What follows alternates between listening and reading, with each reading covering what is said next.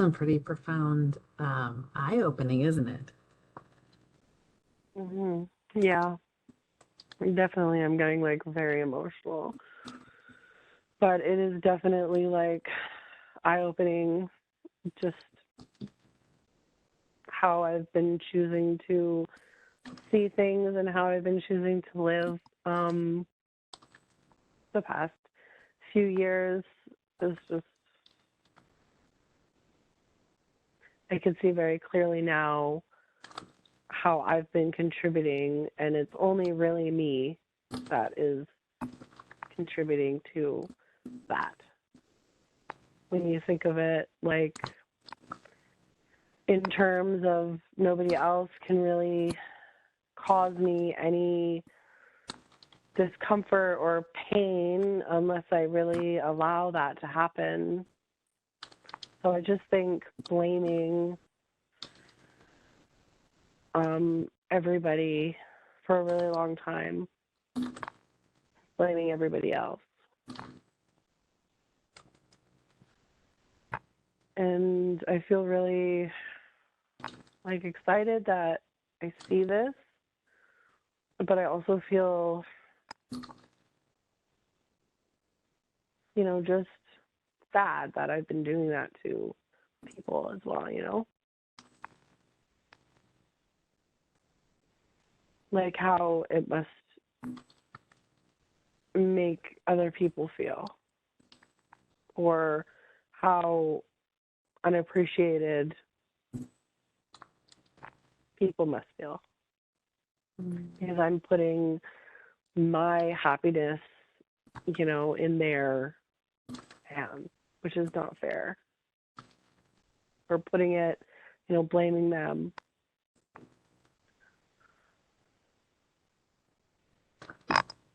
Blaming them for you not being happy?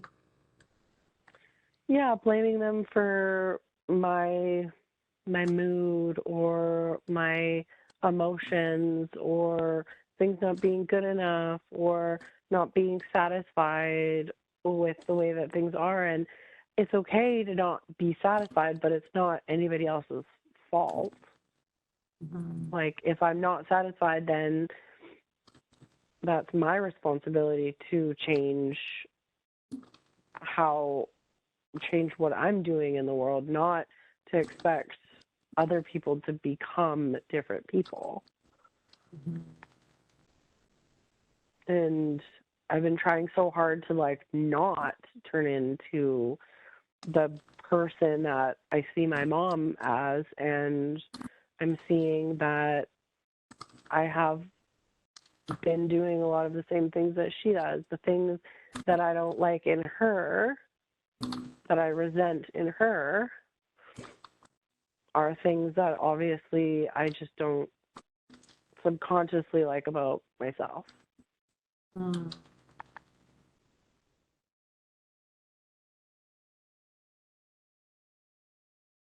The first image that I saw. Okay. And so now that you're on the ground, or once you get to the ground, what's under your feet? Are you standing on dirt, rocks, grass? Are you in the river? What are you standing on? What's underneath your feet? I'm on the grass. Short grass, tall grass? Short grass. Okay. But And it's is it more green? I'm sorry, I was gonna say, is it more green or brown? It's like yellow, like dry. Ah, okay. Dried up, kind of like summer dried grass, like yellow kind of grass. Okay. And looking down still at that yellow kind of dried up looking grass, what do you have on your feet, if anything? Are you barefoot or do you have shoes on? And if so, what do you have on your feet? What does it look like? I'm barefoot, but I have some kind of ankle bracelet, like a kind of like beaded bracelet with some like beige, bigger, like longer beads and some smaller like blue ones, like almost like turquoise color on Okay. my left ankle. And my feet look darker and they look like dirty. Okay. Like they've been running around barefoot for a long time. Okay. So your skin is a little bit darker? Yeah. Okay. What about clothing? I am seeing like a tan kind of skirt, like made out of like a hide. Okay.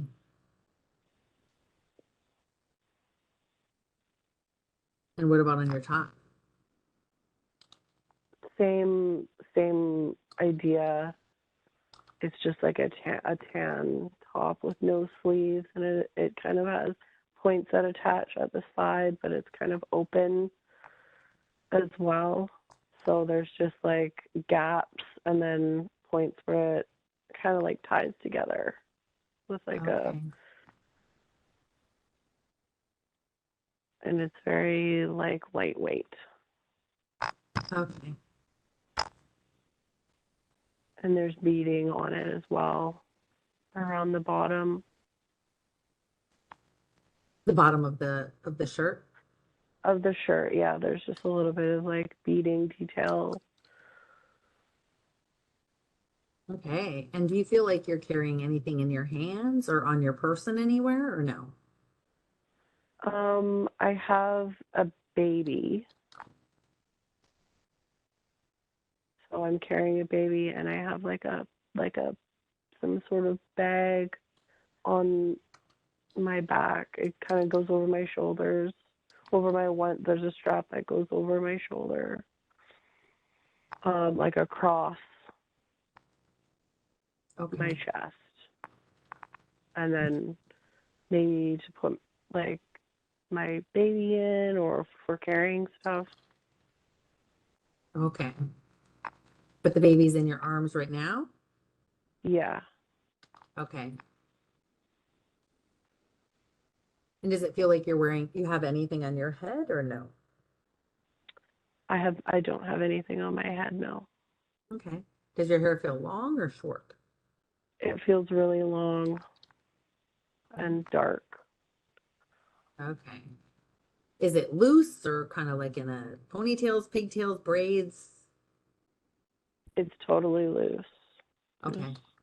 I have an image of a feather beaded in to the like under my ear, like where my behind my ear kind of. But other than that, it's just long and loose. Okay. And do you feel young, old, kind of in the middle? I feel young, like maybe like my early 20s. Okay. And do you feel healthy or unhealthy? I feel healthy. Okay. And are you alone at this place, at this river, or are there others with you? I mean, I know it's you and your baby, but is anyone else there? I'm getting the image of like uh like a village not too far behind me, Hmm. um, with teepees and like people around. Like I can kind of hear them in the distance. I Okay. can see it and I can hear them, but it's like a fair ways off. Okay. But I still am aware that it's there and there's people kind of just going about their business. So what are you doing over at the river? Are you doing laundry or just something else, or what are you doing? Yeah, I'm just cleaning. I'm washing up. I'm just washing like my feet, my hands, and like cleaning my kid. Just kind of like washing up. Okay. And what do you think about your life? Like, what kind of adjectives would you use to describe your life? Is it happy, sad, stressful, easy, joyful, fulfilling, unfulfilling? How would you describe your life at that point? I feel very like at peace and like content and happy and like things are good. I feel like I have like a husband and like I had a good childhood and I have like good parents that have love me and treat me well, and that I haven't had too many issues. Okay.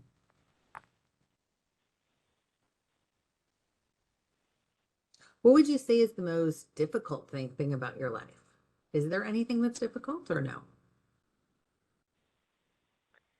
I don't think there's really too much to complain about. I think I'm Okay. pretty content. Yeah, I think Okay. I'm pretty happy. I'm content.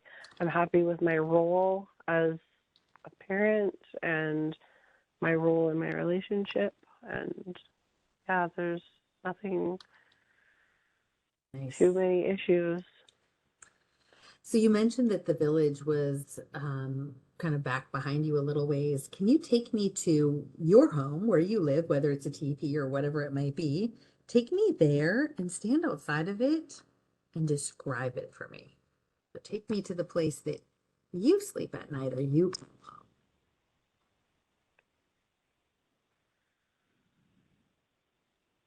So and so it's got some like markings, like some paint on the outside of it, like blue and red. Do those And markings mean something? I think that it's just art, like tribal like art. I don't feel like it's just like artistic kind of stuff, kind of like for um aesthetic purposes. Okay. And is it big, small, medium, same size as everyone else's teepee? I'm assuming it's a teepee, right? Yeah, it's a teepee. It's not big. I would say it's like medium size. It it's really modest. There's not like a lot going on inside. There's a like a little fire pit inside. A little area where I kind of like prepare stuff, prepare like food and do some cooking. And there's a couple like areas for sleeping. So Mm. there's fur, there's pelts on the ground. It's just bare dirt on the ground, like the bare ground. And there's like a bunch of pelts that are like for blankets and like a bed area. And there's some areas for like tools and like weapons and like there's a bow and a hatchet. And I am assuming that's like my husband's stuff for like hunting and stuff like that. Nice. And so, when you say there's like a little area to prepare things, do you do most of your cooking inside or do you ever cook outside? I feel like sometimes we cook inside, but a lot of times we cook outside. I think that's dependent on like the weather. Ah, okay. So, you know, if it's really snowy outside or really rainy, then we'll do cooking inside. But for the most Okay. part, we have like a cooking area of Okay. our outside of our teepee, and then there's like communal areas where people cook together as well. There's like a little area outside that we do our cooking, Okay. like a fire pit with some like seating, like benches and kind of stuff like that. Okay. All right. And so let's do this. Let's have it be mealtime and you're doing communal cooking. So take me to a day and a time when it was mealtime and your husband's there and you're there and you got your baby and there is a communal cooking going on or communal eating once the communal cooking is done. Take me to that time, a time like that, and describe for me how that goes. Kind of tell me about the So event. I'm picturing like somebody, like the men coming home with like a deer, and the women are kind of gathered around, like I guess processing it, like, you know, gutting it and cleaning it and cutting it up into, you know, pieces and dividing it between the people in the community. And I'm seeing like a feast type situation where everybody's happy because there's lots of food, and people are cooking in their own areas, but then there's also people that are gathered around into communal areas, and the women are cooking the meat over the fire, and people are singing, and it's kind of like a celebration. People are dancing, doing, you know, dancing, you know, kind of like tribal, like ceremonial type dancing.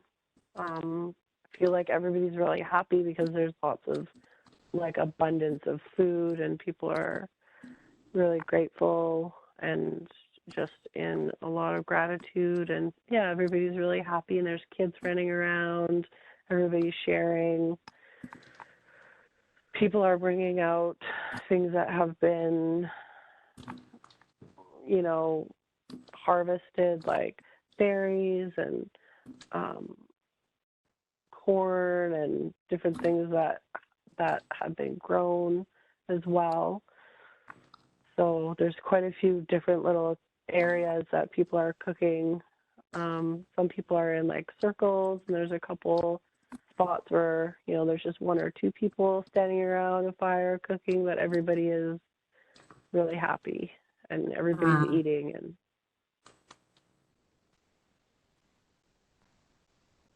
so I focus on see your like husband for, them. oh, I'm sorry, go ahead. Oh, I was gonna say, I see like the men um, are being celebrated for bringing home food, and like, you Uh, know, being honored, and for like the hunt that they achieved, and they're being honored with like ceremonial. There's like an elder type guy, and he's doing like a ceremony, and just addressing the hunters. For one particular hunter is being honored for like an achieve, like, you know, just being very good at um, accomplishing, bringing home lots of food. So so focus on your husband for me and tell me about your husband. he is one of the hunters. Um, One of the hunters. He's not like the one that was like the main hunter, but he's tall, and he's not wearing like a shirt. He's got like tan like pants on that were made out of a hide, Okay. and he's got his hair in a braid, and he's got a whole bunch of feathers sticking out from like behind his head, and he's got like red paint like underneath his eyes, kind of just like a stripe under each eye. Um, he's got like some kind of like like tan satchel, and he has a bow that he's holding, and that's my husband. So how do you feel about him? Yeah. I feel like he's a good husband, and I may not be like crazily like in love with him. Like I'm not getting any feelings of like crazy, like intense passion or anything like that. But I also feel very grateful because he's a good hunter and he provides for me and he loves me. And I feel like our relationship isn't bad. Like he's not a bad husband in any way, but it's not like crazy passion. It was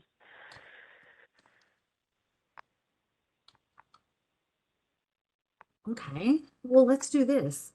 I want you to take me forward in time, and you can go forward in time as far as you want, days, weeks, months, or even years if you want. But I want you to take me forward to an important or a memorable day. So maybe something big and major happening, maybe just something calm and mellow and memorable. But take me forward to an important or memorable day. And now that we're there, go ahead and tell me what's happening. What do you see?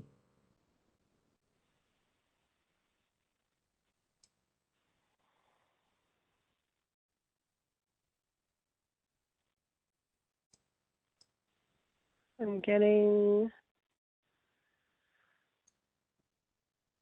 that I'm feeling really sad and that I had another child and it's like maybe like 10 years in the future and that my eldest son has died and I'm really just heartbroken about it and it's causing me a lot of emotional pain and I have had another kid as well, another son, but my eldest son, the one at the beginning, has just got sick and passed away. And I'm just grieving. And yeah, it's just really traumatic. Did you have a medicine person in the tribe, and did they try to save him, or what happened? Yeah,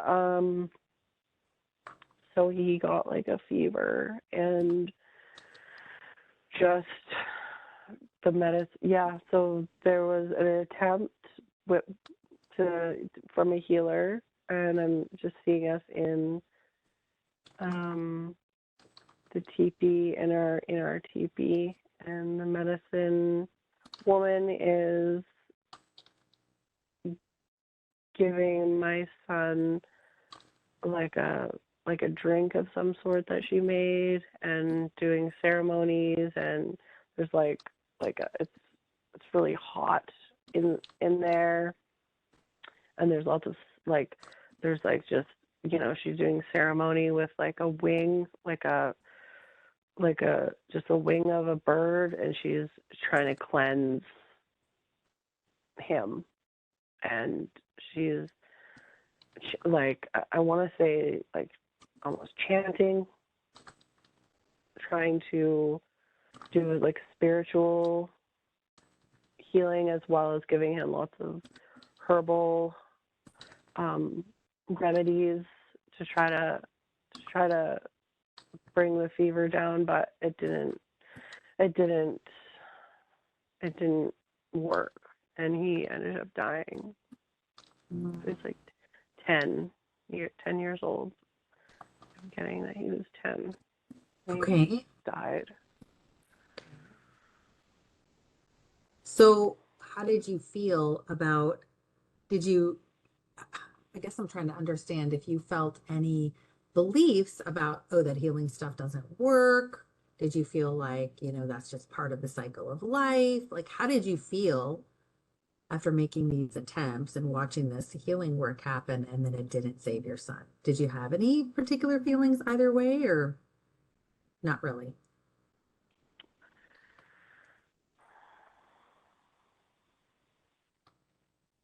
I think my belief is that this is just life. I think these things happen.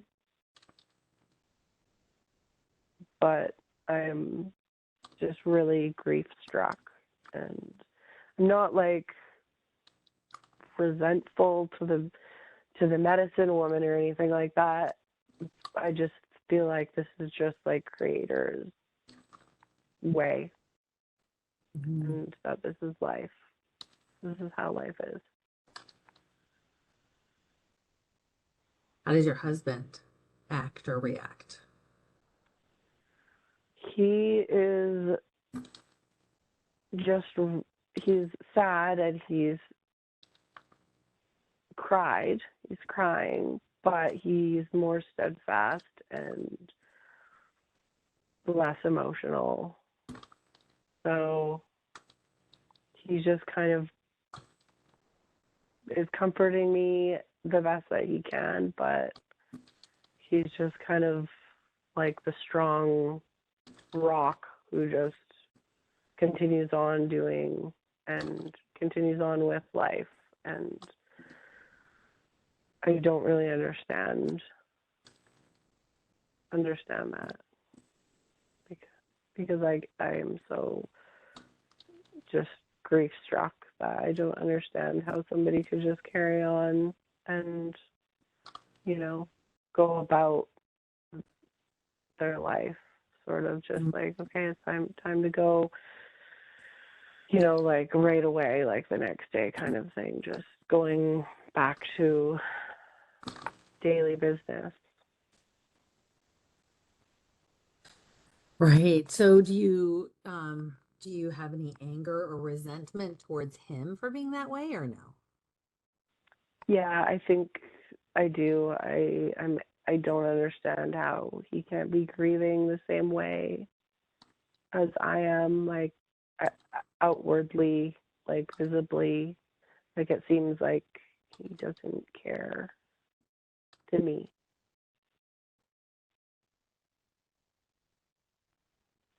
So you're kind of angry or resentful towards him? Yeah, Okay. Do you tell him that or no? I don't. No, I don't say anything. I just grieve, and he is, comforts me and does the best that he can. But I definitely feel like a rift, like developed between us. I just don't understand how he can just go about his, just leave and go hunting, and while I'm just kind of devastated and have a little one to take care of, but it's just also like this is the way that it is sometimes, like just have to like accept it. Well, that's what I'm supposed to kind of do, is just accept it. Okay.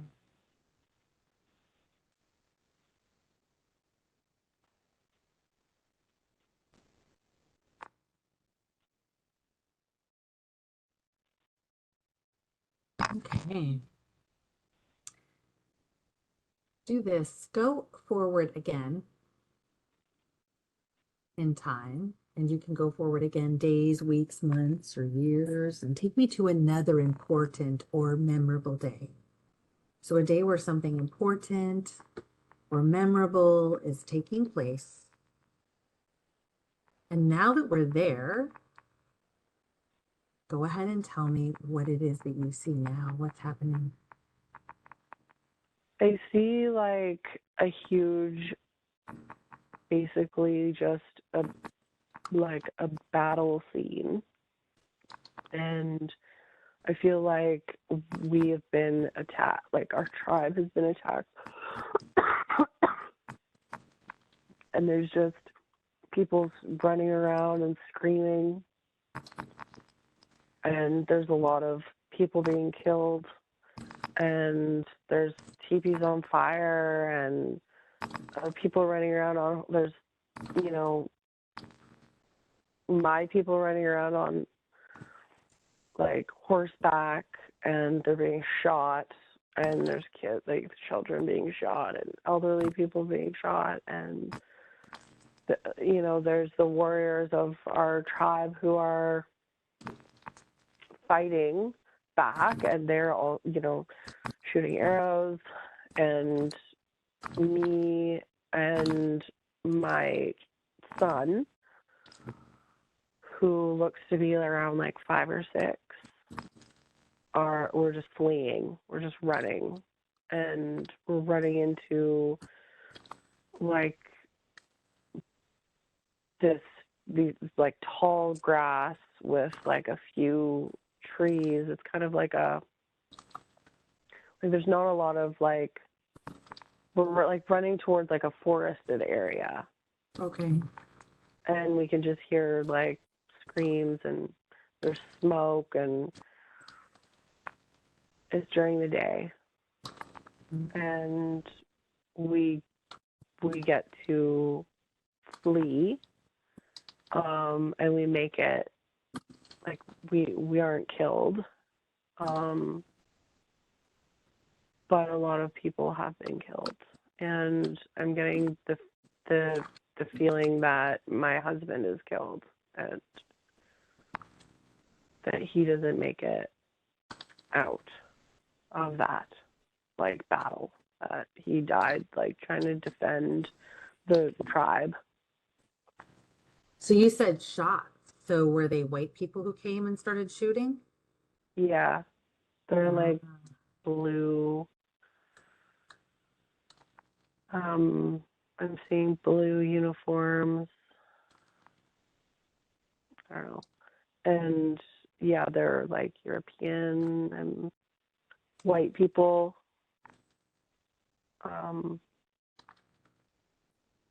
Yeah, and it's just devastating. Like the majority of our tribe has been killed, like women and children and everything. And it's just, we're just hiding in the forest, like terrified and watching it. Do you see any You know, others that made it out? yeah, I do see like people who I saw some people like who have gotten away, and we like regroup later on and kind of go far. We relocate, but I'm getting like that we're nomadic, and that we moved around already a lot. Just like our lifestyle was, we would just move around, and so we relocated, but it's just like remnants of our people, basically, of our tribe. It's a lot smaller now,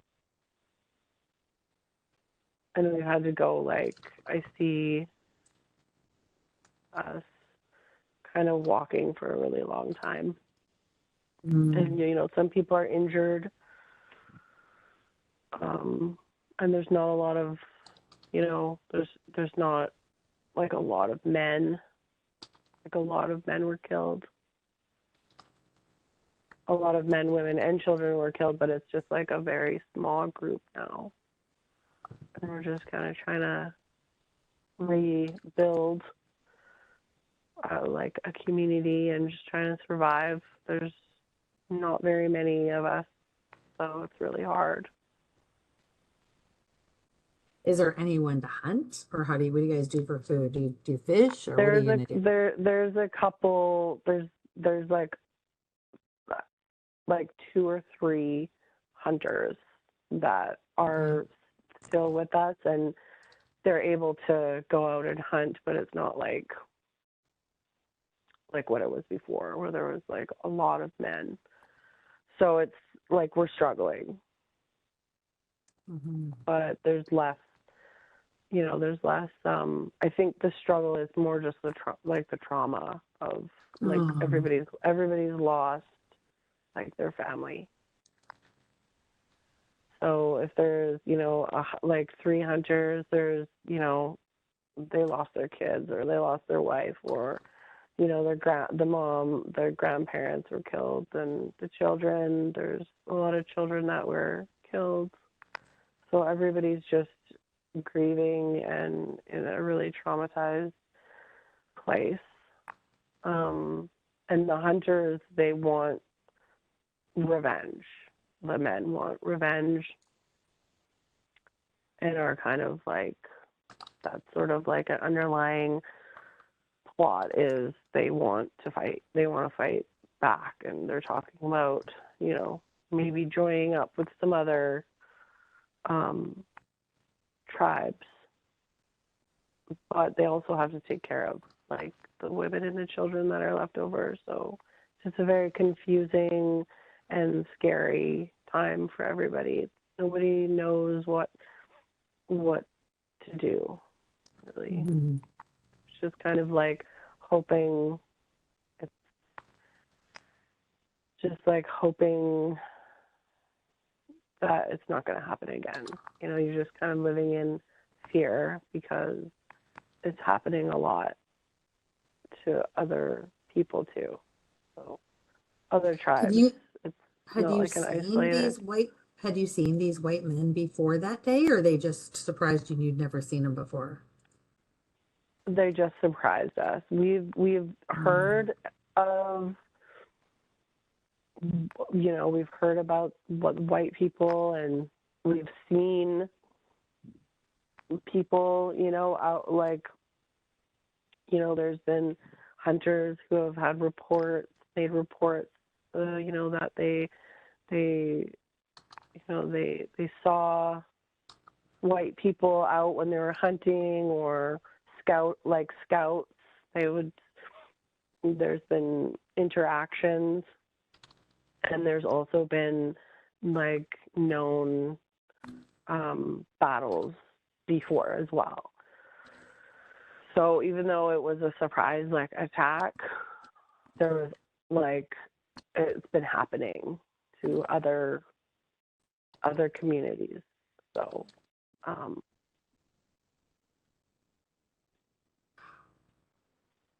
But you never thought it would happen to you?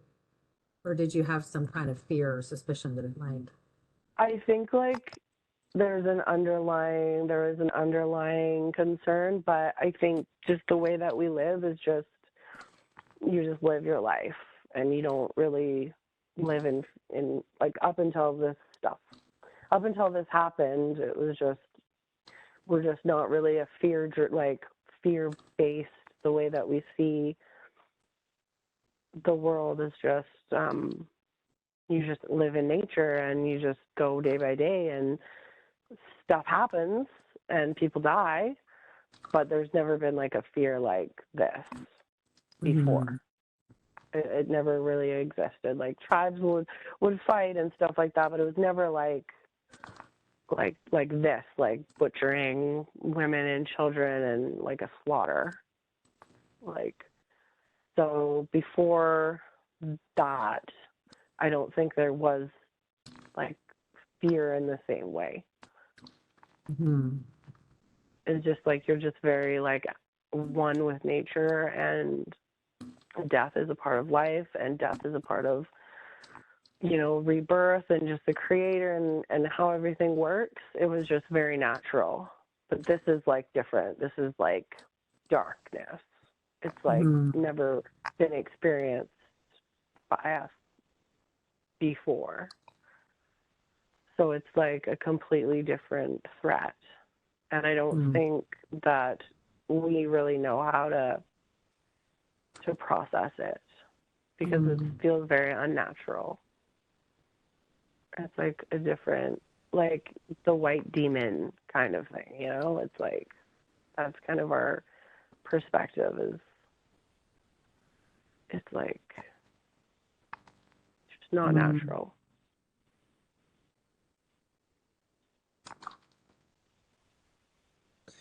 And yeah. Okay. And what, I'm sorry, what else were we going to say? It's like we've never felt this type of fear before. And I think it's like just growing inside of us as a collective, like as a culture, as a society, as a people. It had never been something that we lived with before. So I think that's a pretty like dark, I don't want to say like entity, but like possibly it's like almost like it, like a dark entity is kind of starting to grow inside a lot of our communities, you know, just as a collective. Because before people would get sick and die, or, there might be like tribal battles and stuff like that, but it was different. There wasn't like a fear that like we were just going to be like massacred like this, it's a different way of life, and we don't really understand it.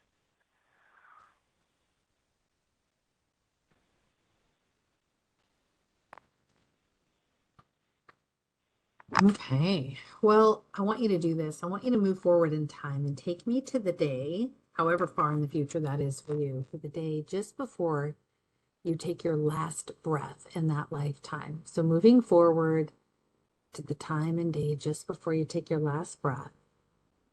And now that we're there, go ahead and tell me what's happening. What do you see? How do you feel? Are you hurt? Are you injured? Are you sick? What's going on?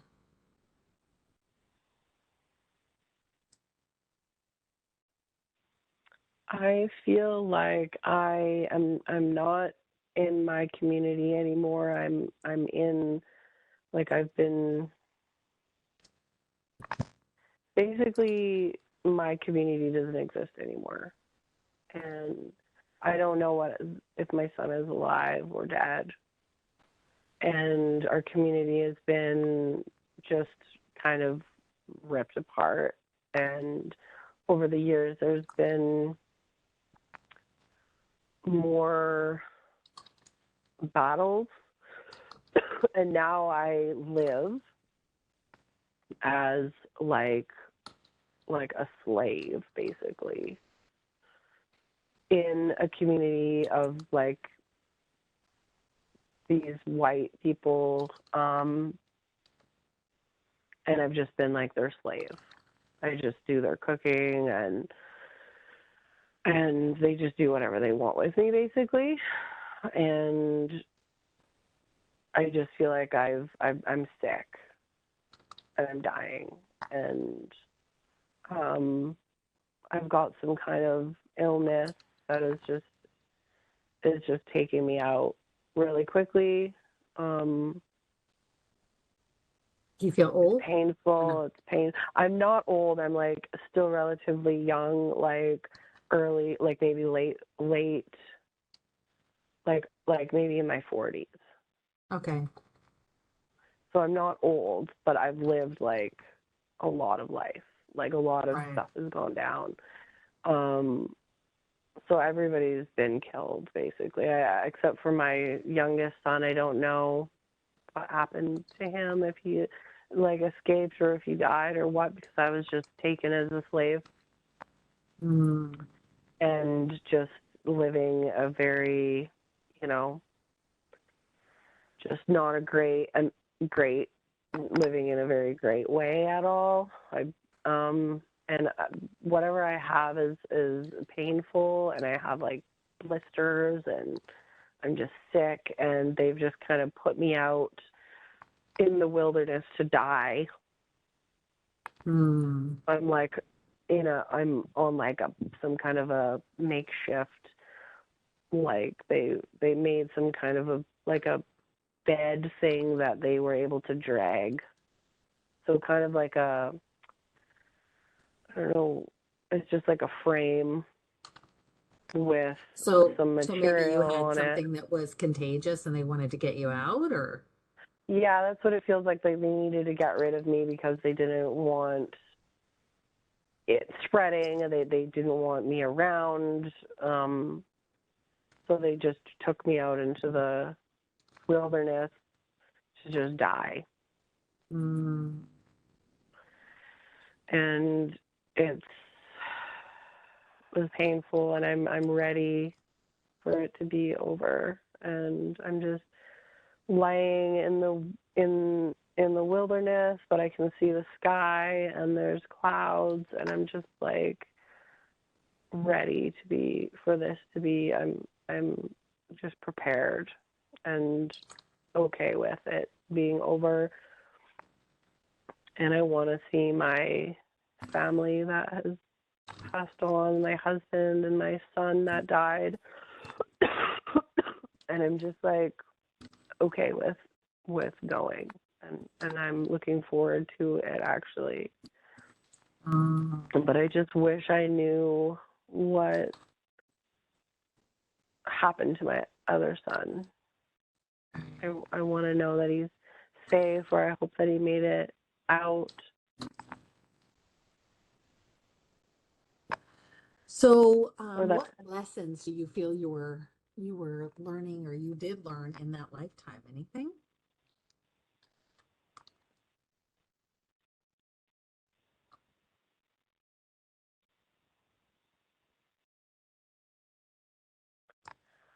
I feel like I just was learning about grief, and that my life there wasn't anything like overly like my relationship with my husband was not like crazily like passionate or anything like that, but it was really, compared to what happened afterwards, it was like really, really nice. It was a really nice life. And I also learned about grief and loss. And I feel like that would have been my lesson, just to experience what that was like. And just maybe have gratitude for life as well, because before that happened, everything was actually really great.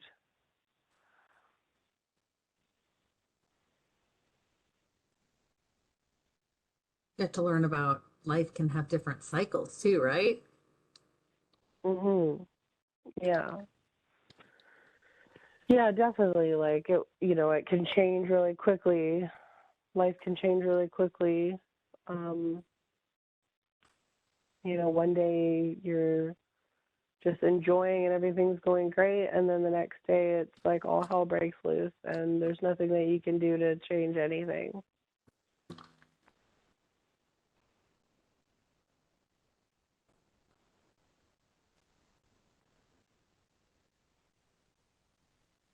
So how did you make it during that time being a slave? Like, what kept you going? I mean, I how feel did you like make just it? hoping that I would be able to see my son again, and like the idea that he was still alive, and if I could just like escape and get out of there, I could someday see him again. And that was basically what just kept me fighting, because it was not pleasant at all. There was a lot of abuse, and just, yeah, I was treated basically like an animal.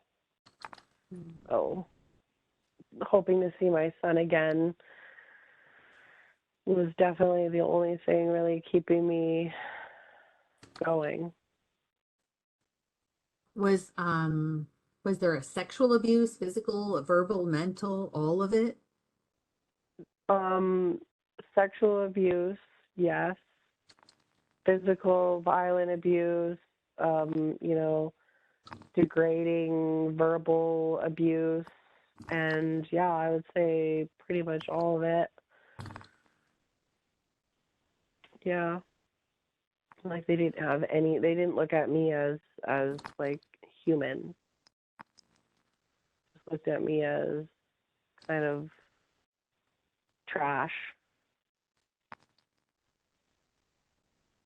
Like an animal. Did you harbor animosity or anger or revenge or thought revengeful thoughts or anything like that toward any of them?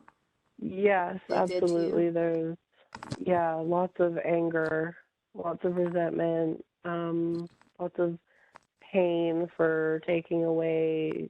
I kind of blamed them for everything. So I would dream about, getting my revenge and hoped that, like, one day I would find the opportunity and I could slit their throats or just kill them. But my main goal was to just escape so I could try to find my son. Like, I'm seeing that I had opportunities for revenge, but I thought it was more important to just try to escape so that I could maybe find my son again. Okay. Been picturing that he was only like 8 years old or something like that, like not very old, so still just a child. So he When got we were separated. separated. Yeah, so he got separated from you maybe just 2, 3 years after the massacre. Is that right? Yeah. And there was like a few conflicts. Like we didn't have any stability after the massacre. We would have to like move around a lot, and there were incidents of the men having to like go scout, like constantly scouting out, to just living in fear a lot and coming into contact with like white scouts and stuff like that. We'd have to move a lot, so there was always this fear that we were going to be attacked again. So, and then eventually it just happened again to where we were all separated. There were little conflicts, but then there was the big one where we were separated. My son and I were separated again.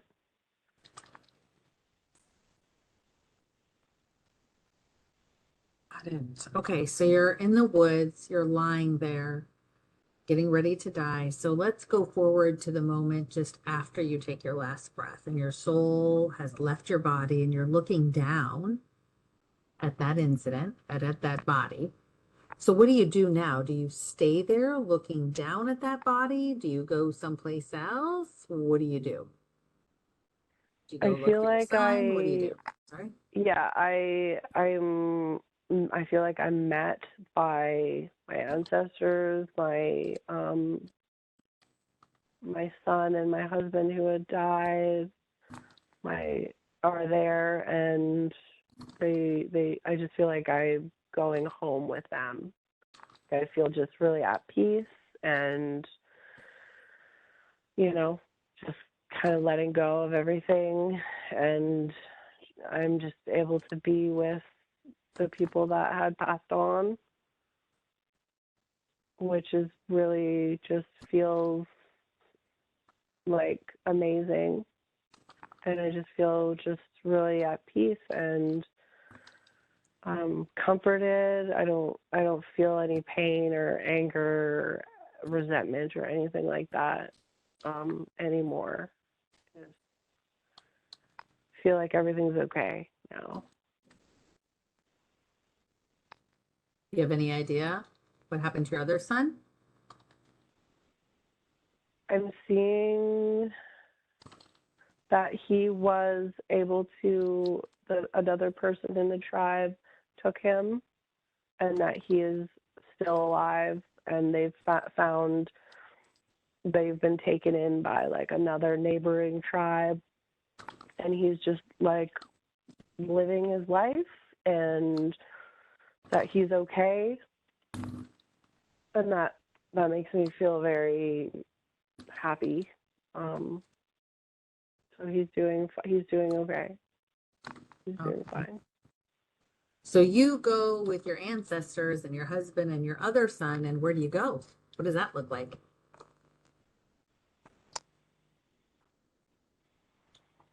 Well, what I'm seeing is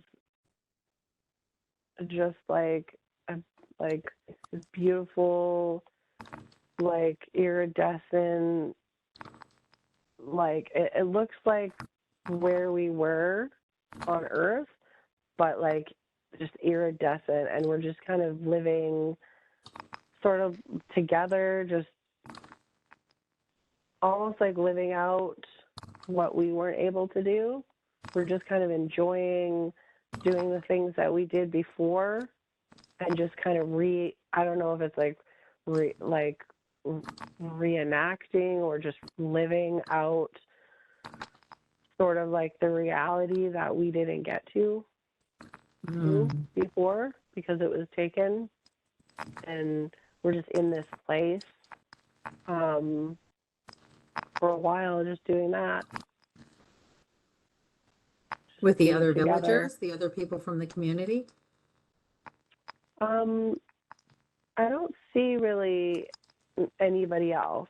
It's just kind of us, and I don't know how long we do it for, but I just feel like we're fulfilling that life in a way that we didn't get to have together.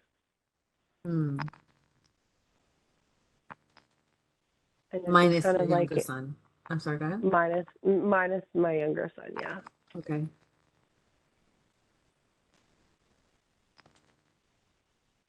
So do you feel like you got the opportunity to do that to kind of bring healing and closure, maybe?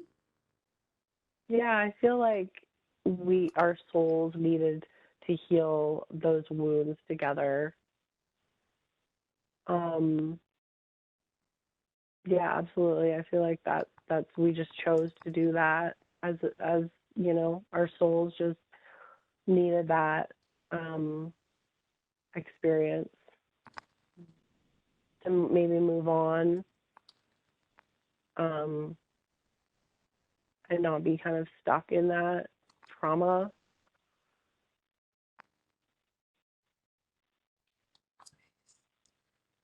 So once you're done doing that and living that out, reenacting that, what do you do next? Where do you go, or what do you do?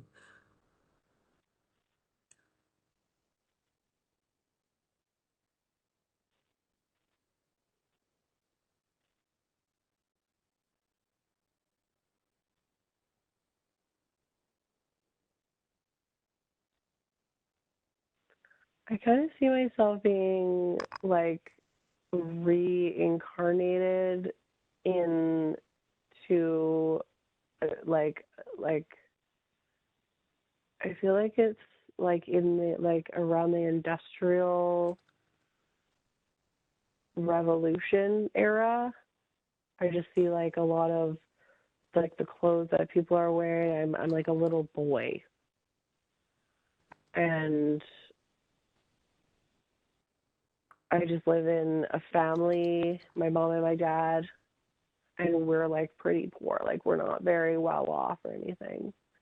And he like is working. My dad works at a factory, and my mom is just at home with me, and it's just kind of like a little bit hard. Like we're really poor, and we're barely making ends meet. We don't have very much food, but I see my mom as like this really loving woman who just, you know, she just gives everything that she can to try to make it, you know, to try to focus on making me happy, or just, you know, being a good mom and bringing me as much comfort as she can, even though like we don't have a lot of food, and I feel like we go to bed hungry a lot. I don't know if it's like what year it would be, but I just see like a really dirty city, like it's just kind of like noisy and loud, and there's a lot of smoke, um, and a lot of people. It's just really dense. Um, and I'm just like a And s- little boy kind of holding onto her hand and kind of just like at awe with everything. It's just so loud and scary when we go outside. and so why do you think um, if you can even look back at maybe, did you get to plan this life as this little boy? Did someone else choose it for you? Kind of what happened to land you in a life like that and why?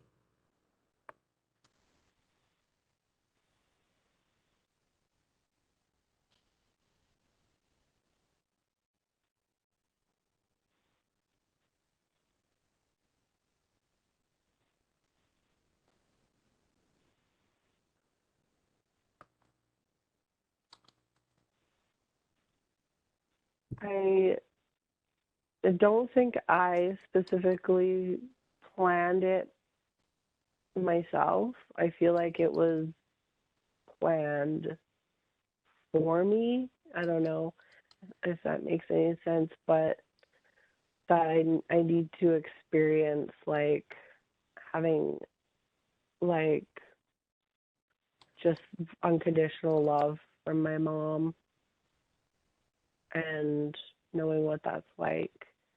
Um, that's what I'm getting.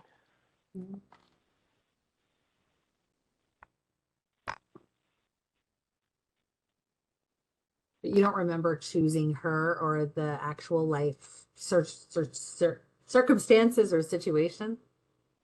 No, no,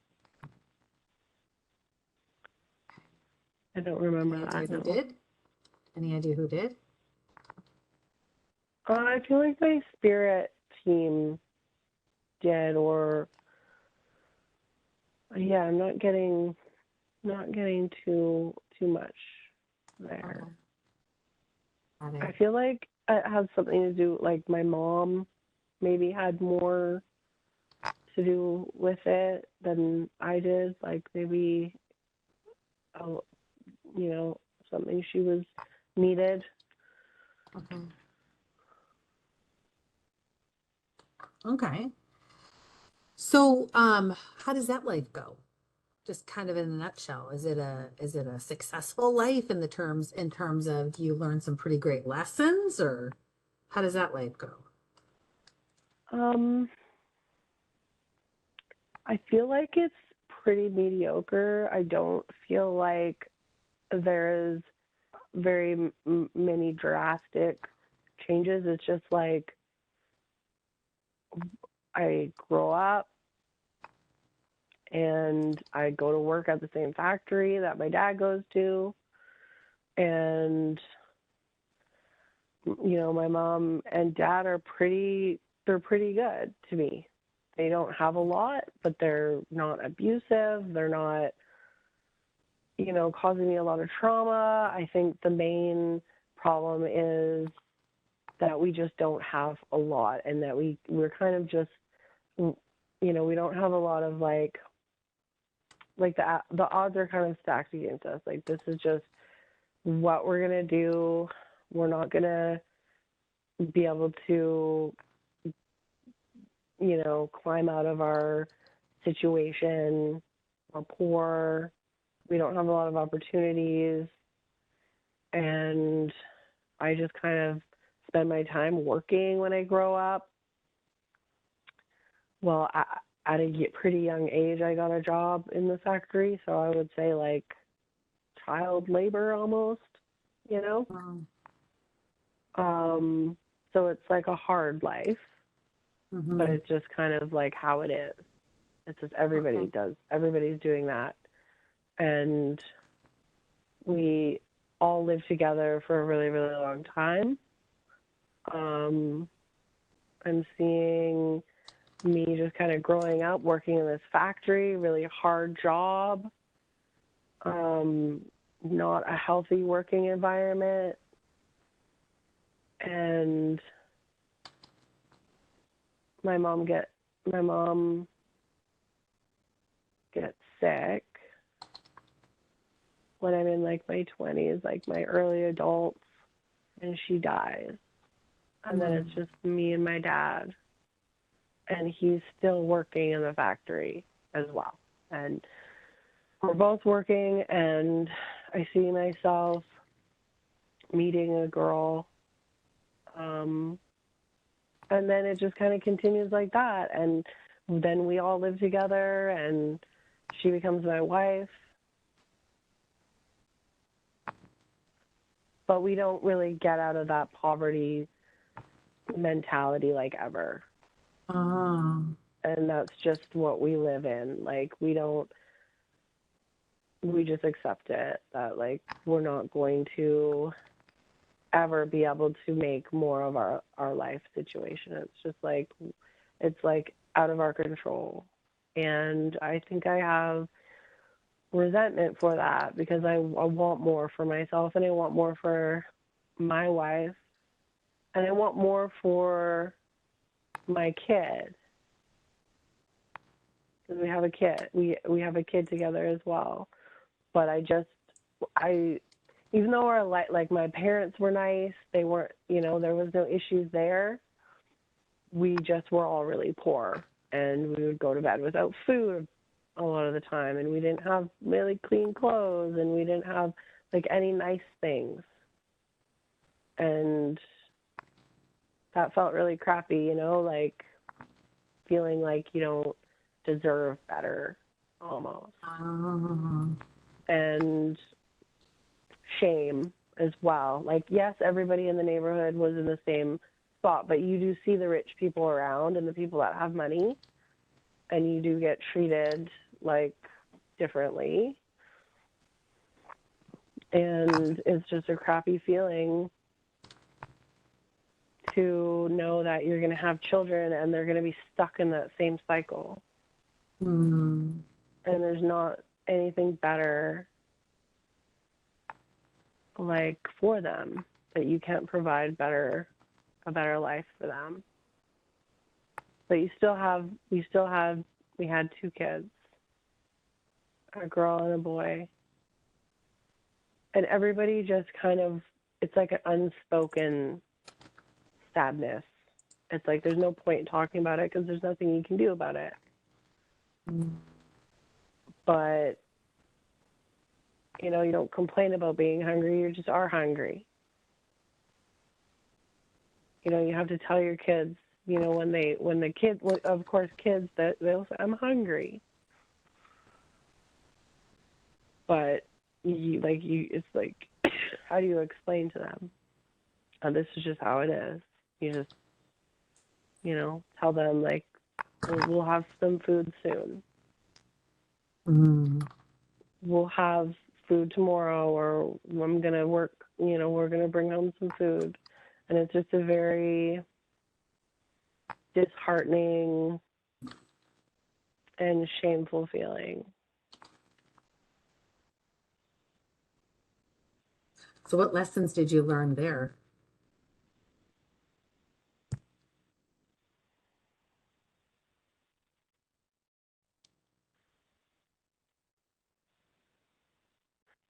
Probably that, I feel like I had limiting beliefs that I could make things different. And yes, the odds were stacked against me, but there probably was something that I could have done. I feel like maybe that cycle, the limiting poverty mentality, it's like I'm sure that there have been people that have broke out of those cycles, but I think a lot of it had to do with just not believing that I could. because my parents didn't and their parents didn't, and like there's no way out kind of attitude.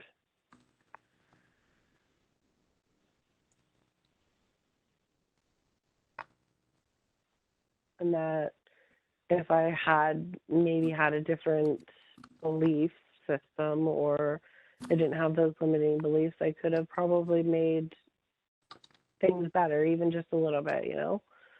Mm-hmm.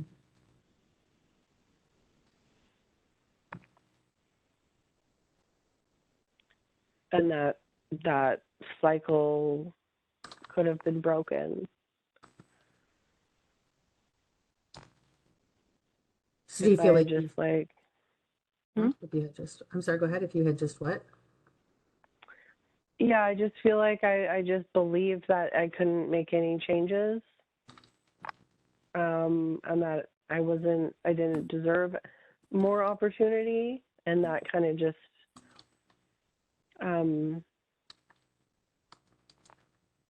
that just ruled my whole existence, basically. Mm. So you felt pretty powerless or like a victim of your circumstances? Yeah, yeah, for sure. Yeah, definitely.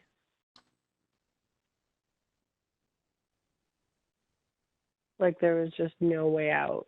That's what I felt like. There's just like no way out. And I see that I developed a drinking problem as well, and for coping. So spending money on alcohol instead of bringing home more food or something like that was something that developed As as an escape. well. And then feeling shame for that as well, right? Mm-hmm.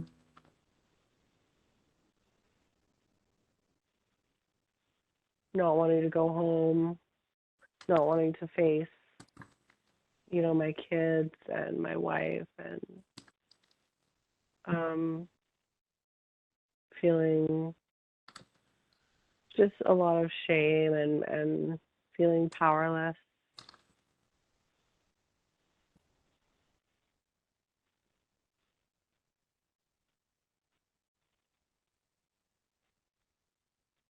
So how do you die in that way? Tell me about that. Well, I see myself just developing more and more of like a drinking problem, and I just see myself dying in like an alleyway, just like drunk face down in the alley. It's like raining, and I feel like I drowned, or I just suffocated, or like my breathing was like impaired because I was too drunk, Mm-hmm. and I died. And like my kids and my wife were just like left to fend for themselves. And it was really, really, really terrible.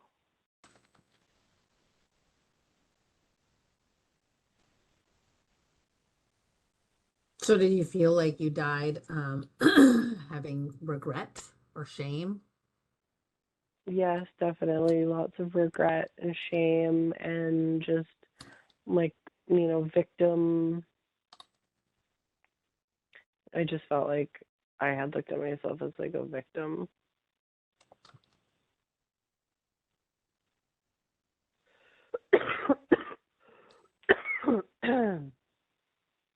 And So when just a you lot of like anger towards myself for like allowing all that to happen, especially towards the end, the way that I coped with everything just made everything so much worse for my family.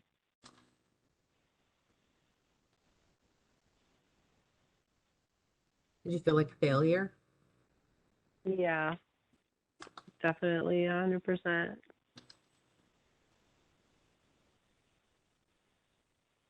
So when you get to the other side and you die in that lane, in that alleyway, with it raining, you get to the other side, get up to the spirit realm. What happens there? I see myself like in, there's like a projector screen kind of type thing. And it's just like all these images and experiences, and it's like not just the visual, but like also like the feeling of like the choices I made and like the effect that my choices had on people, like my family and people that I loved, and just the feeling of just being more aware of it all and seeing things like really clearly. Like, you know, it was like doing something and just knowing right away what the consequences were and knowing how it affected like the people that I loved and myself. So I felt like I had my blinders just totally removed, and I could see really, really clearly like, well, you know, because you felt this way or you had this belief or you made this choice, this is like, these are the consequences, and this is why your life, like, I could see more clearly the impact my choices had on like the outcome of my life instead of like things happening to me. It was like a very clear perspective that I had a lot more control in the outcome than I had thought I did when I was alive or when I was in that life. And just wanting to make those choices again, like the desire to have the opportunity to make those choices again, but make them differently this time, like next time.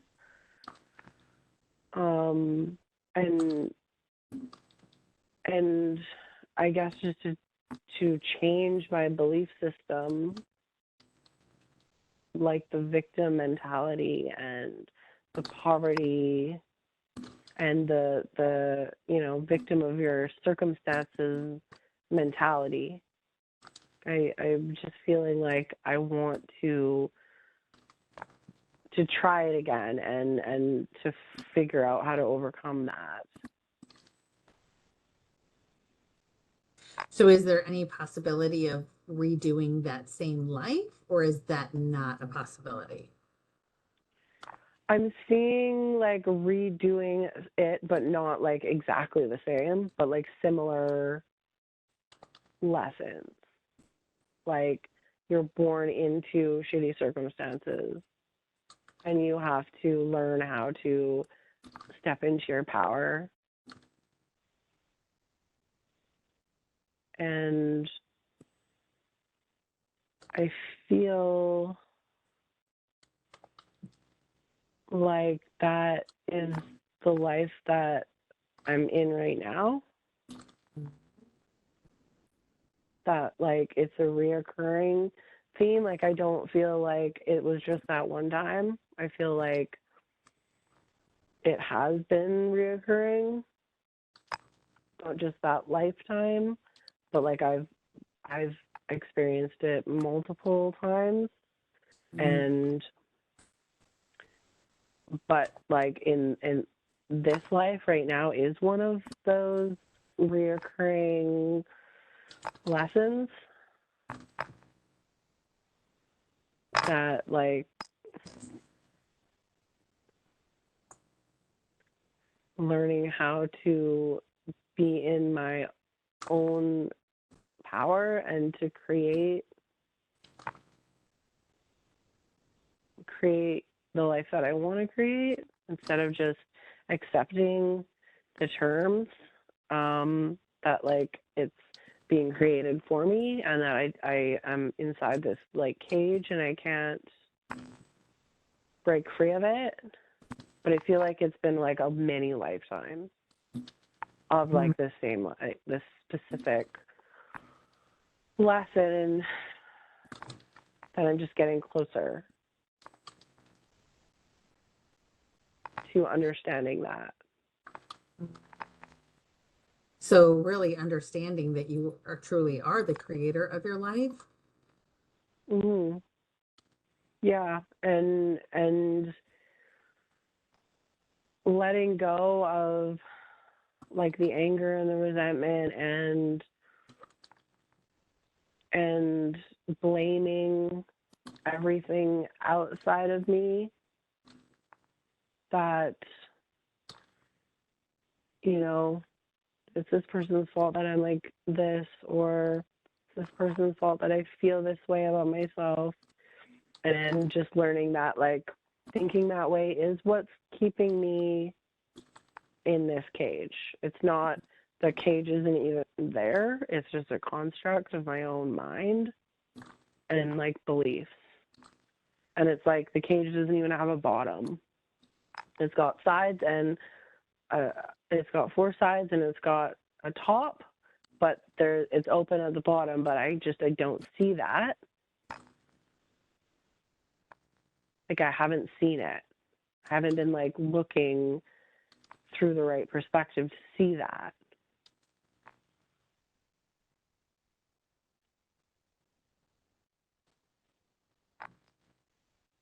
And that there's opportunities happening all around me.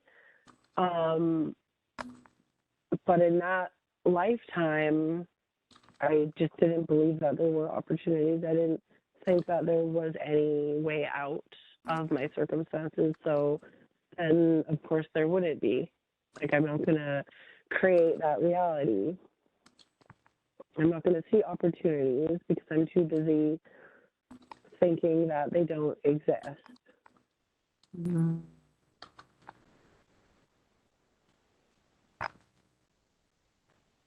And I think your microphone might have gotten covered up just a little bit. Oh, okay. Wow. That's pretty interesting to know. So how does that make Mm-hmm. you feel knowing that this is your do-over? Yeah, definitely. I feel like it's really it's liberating in a way.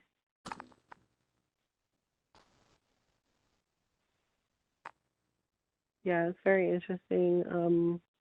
I feel like I can see just a lot more clearly, like what I'm doing to like stop myself from like learning how to ascend out of this reality, this life, you know, this construct, and to like move past that.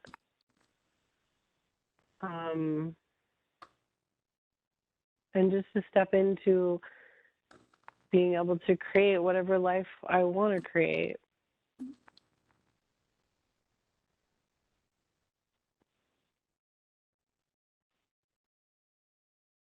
And finding ways to do that and to overcome self-sabotaging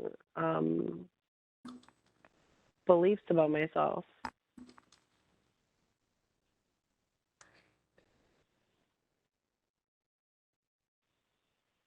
Does it help you see that you're the one creating the sabotaging? Yeah, absolutely. Yes.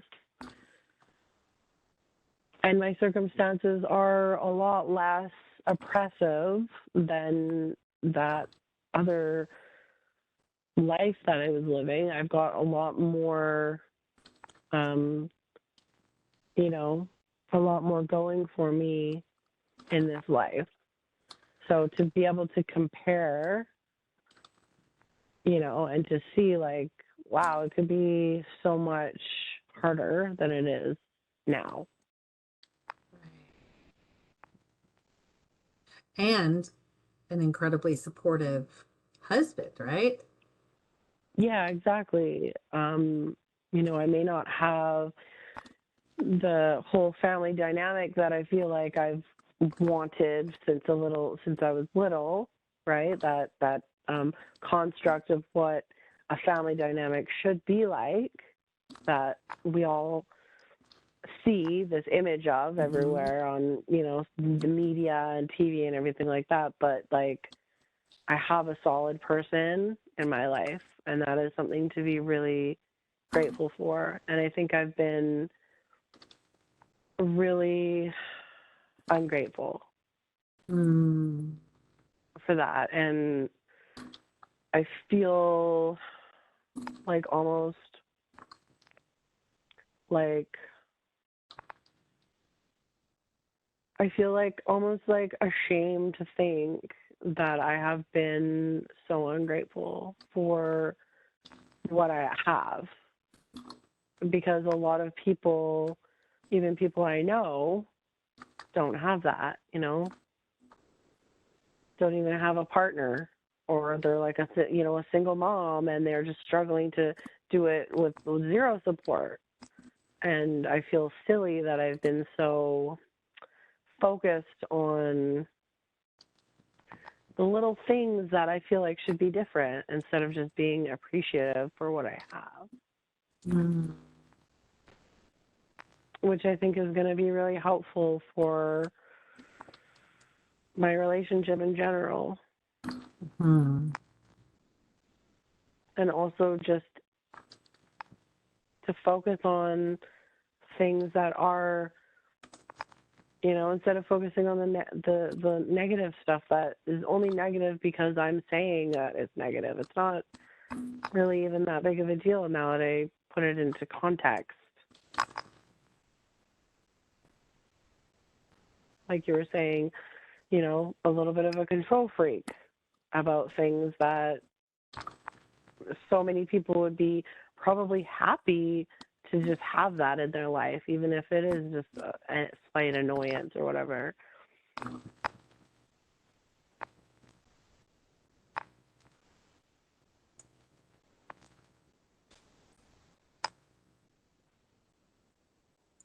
Yeah, it's really opening my eyes to what I haven't been seeing.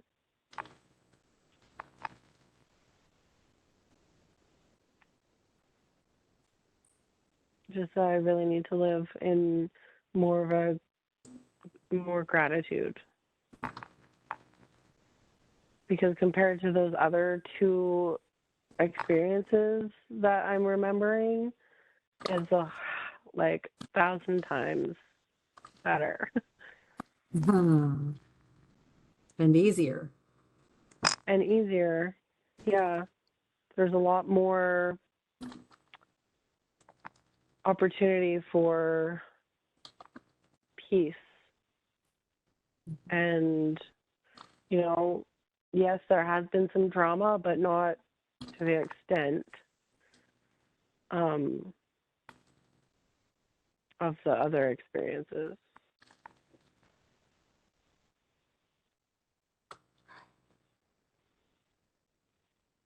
I feel like it's a lot easier to bounce back from the things I've experienced in this life.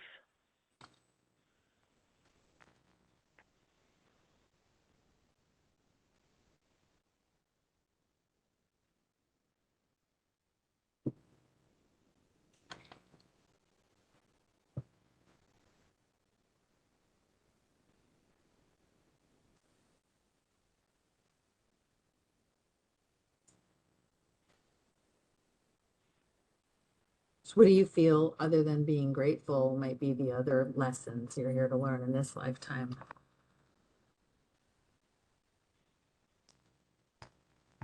To be the master of my own happiness and to not put my happiness in circumstances, little things that happen throughout the day or the week, or things not being a specific way, and to just cultivate, just to be able to be the master of my own happiness and not have it be dependent on like external, things that happen or things that don't happen, or, you know, I guess coming back to the theme of expectations, because really I am at a very neutral place that I can just build upwards. I don't have to focus on looking down at those things, at the negative things, just being in a more positive place and just having and cultivating happiness, regardless of circumstantial things.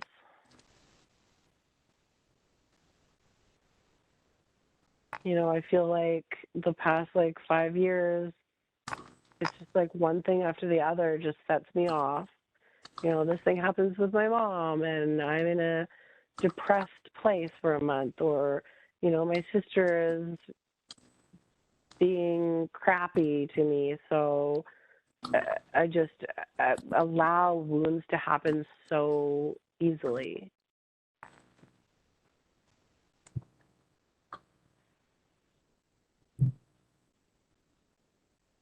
And I don't think that is serving me at all.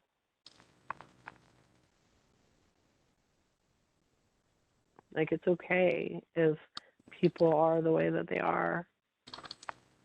I shouldn't allow these things to have such a huge effect on my happiness, or how I show up for myself and my family.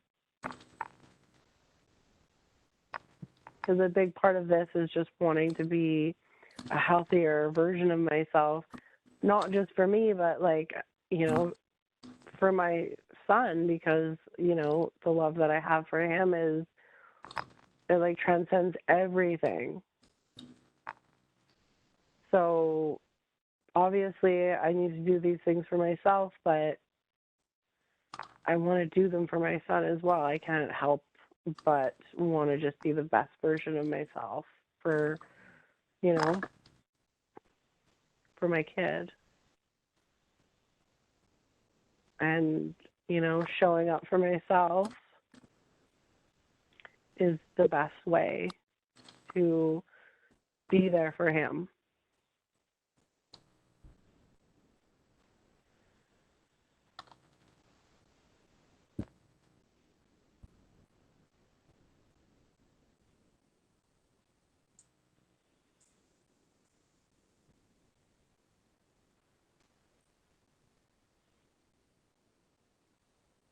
That's some pretty profound, eye-opening, isn't it? Mm-hmm. Yeah, definitely. I'm getting very emotional, but it is definitely eye-opening, just how I've been choosing to see things and how I've been choosing to live the past few years. Is just, I can see very clearly now how I've been contributing, and it's only really me that is contributing to that. When you think of it in terms of nobody else can really cause me any discomfort or pain unless I really allow that to happen. So I just think blaming everybody for a really long time, blaming everybody else. And I feel really like excited that I see this, but I also feel, you know, just sad that I've been doing that to people as well, you know? Like how it must make other people feel, or how unappreciated people must feel. Because I'm putting my happiness, you know, in their hands, which is not fair. Or putting it, you know, blaming them.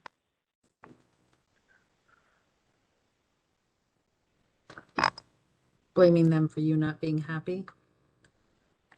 Yeah, blaming them for my mood or my emotions or things not being good enough or not being satisfied with the way that things are. And it's okay to not be satisfied, but it's not anybody else's fault.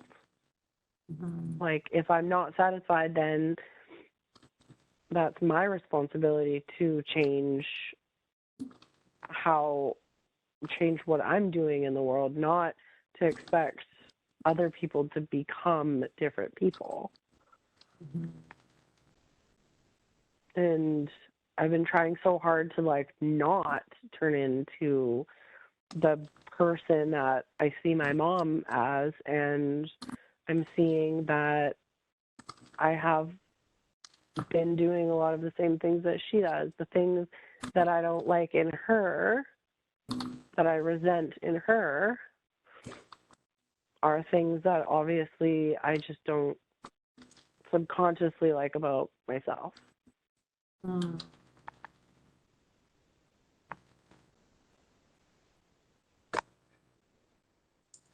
So there's a saying kind of in the spiritual community that what we judge in others, we're judging in ourselves. Does that kind of make sense in this instance then? Yeah, definitely. And I feel like I do that a lot with my family. You know, it's just so easy to project, you know, and kind of pick apart other people.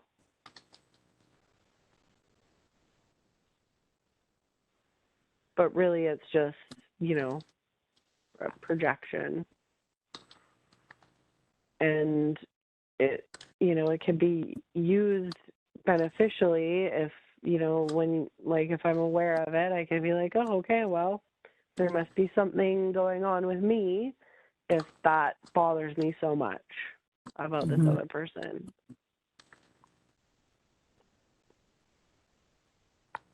I can see that as being a tool for self-growth, instead of just a way to feel, you know, feel like venting about other people, or, you know, it's just, it's very, it's, it's, it doesn't go anywhere, you know, just complaining about the way that people are. It's not, it's not productive in any way for me and my personal growth. It's just pick my family members apart. Like,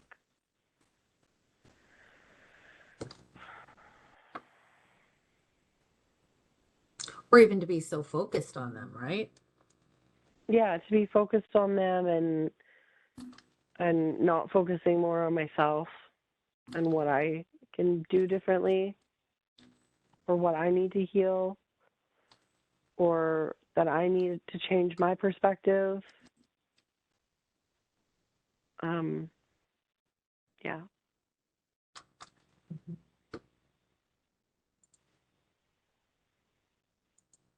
So maybe teaching more about compassion for others. Mhm. Yeah, definitely. I So feel from this like I'm sorry, go ahead. I just feel like I've been so consumed with resentment and anger that that compassionate part of me has been kind of blocked out in a sense. Like instead of having like compassion, I just have anger. And, instead of, creating space for people, I just lash out, because I'm not getting what I think I deserve. And it doesn't mean that I can't have boundaries and have standards, but in a healthier way, in coming from a place of compassion for myself and for other people. And I feel like the way that I put boundaries up is really hurtful, can be really hurtful. And I don't think that is going to repair or do, I don't think that's going to be proactive in any way for any relationship. Is coming from a place of resentment is just going to cause more damage. Mm-hmm. So you mean creating healthy boundaries from your heart space. From my heart space and understanding like these people aren't trying to hurt me on purpose. It's just their journey and they're trying to figure out their stuff. And if something causes me, pain or discomfort, then I need to create boundaries that protect me, but from a loving place and not from an angry place where I'm like lashing out and I'm, attacking people. And, yes, maybe they have done things that have hurt me, but it's my responsibility to protect myself. It's not anybody else's responsibility. And the way that I express and the way that I build the boundaries is, I've been told that my throat chakra and my heart chakra are not functioning properly and that there's blockages. And I think the way that I express myself can be very toxic. And I can't really just go around focusing on everybody else's toxic behavior while also being and saying and doing things that are also toxic. Because then, like, where's my progression?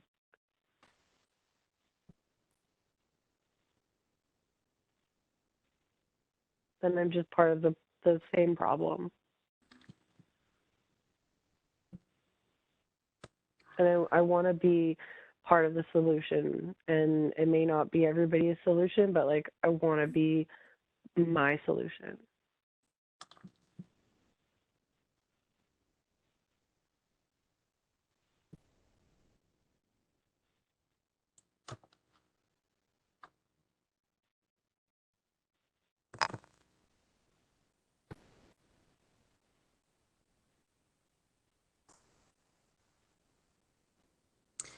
And so if we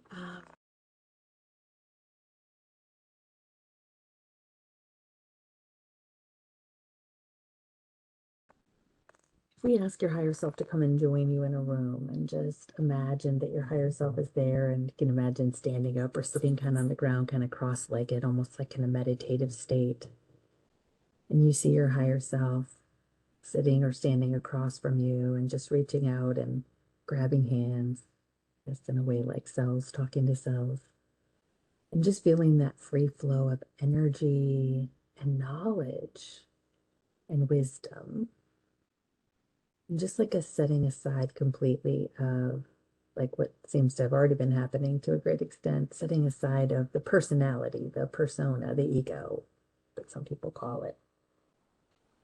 And just feel that free flow of energy and that higher self just completely becoming you, you becoming as and thinking as and being as, seeing life as your higher self, having that complete total connection, merging, melding with your higher self.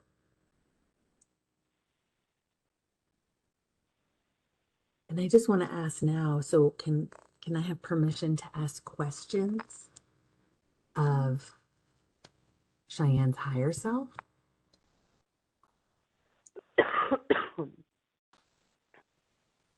Yeah, yes. Hmm. So it sounds like heart mind, total, well, let me say total. It sounds like total heart mind coherence would be an amazing thing for Cheyenne, and almost like uh, the gold ring of lessons for her in this lifetime. So, what does she need to do to achieve that total heart mind coherence?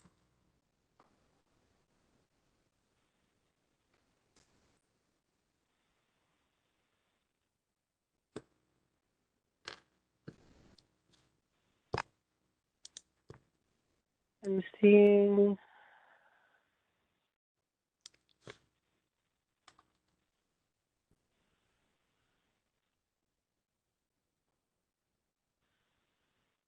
um, I'm feeling a lot of just letting go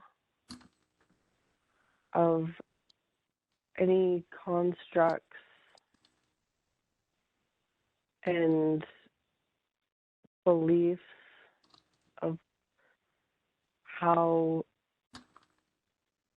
how I feel I need to be seen and treated by other people.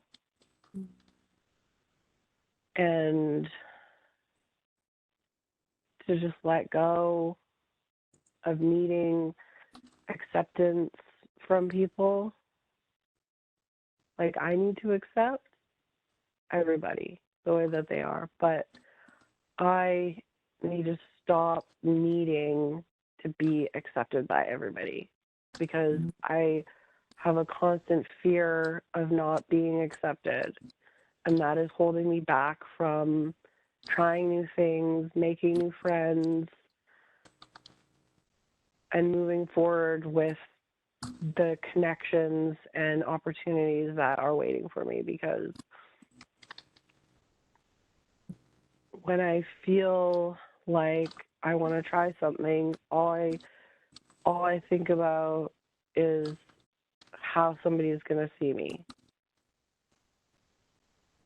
And that has a lot to do with how I see myself as well. So it's kind of like just allowing people to be their imperfect selves and not let that affect my self-worth, and not see it as their behavior is their behavior towards me is not a reflection of my self-worth. And just really practice that every day and meditate on that, and do things differently. Like when I get up in the morning and feel like I have to do my hair, or I have to put makeup on, or I have to look a certain way, or I have to be a certain way, just get up and just do what feels good. Don't try to create an image of what I think other people want. Because I am just perfect the way that I am, and I need to start acting that out so that I can feel, so that through my actions, I'm going to start believing that.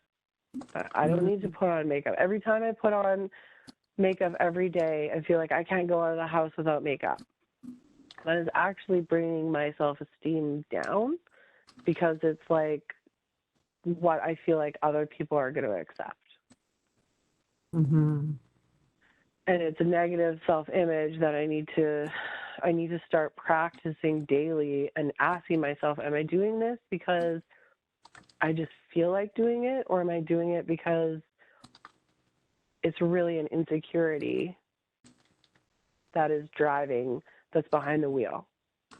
Mm-hmm. And the more I start practicing not doing those things that are like fear-based, like I'm worried that somebody's not going to think I'm attractive. I'm worried that somebody's going to, not appreciate me because I am a little, overweight. I feel like my self-worth, I'm not going to start a new business, or I'm not going to take on a job opportunity because I'm seeing myself through their eyes, but it's really through my own eyes. It's not the way that they see me. Right. And I need to just live like I lived before, which was, I am great the way that I am.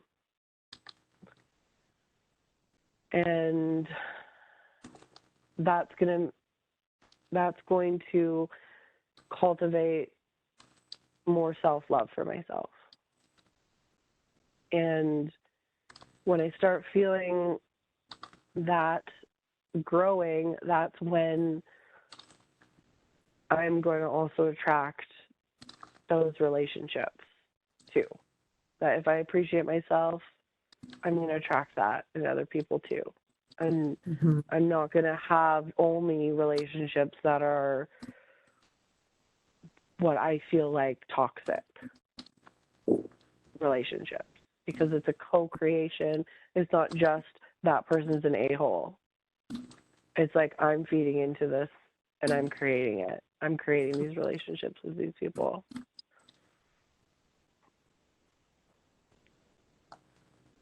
And I am subconsciously, my behavior is driven through not, feeling worthy, like every day.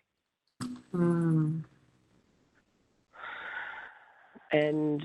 just allowing myself the freedom to embrace the opportunity that I have right now in my life, that I have a devoted, supportive husband who pretty much will do anything for me to help me, and start taking those opportunities, start rising to the occasion, and not squandering those opportunities, and going off for a day into the woods because that brings me peace.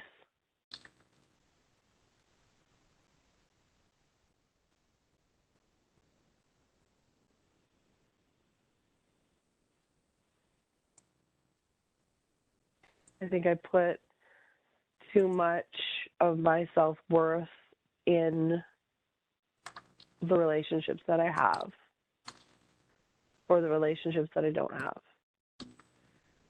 And shedding a lot of relationships over the last few years, and getting to this place of feeling really lonely, but also part of me knows that I need to learn to that my feeling good about myself isn't dependent on how many relationships I have. or how Mm. many friends or how many people show up at my door, or how many people I can ask for help that show up. I feel like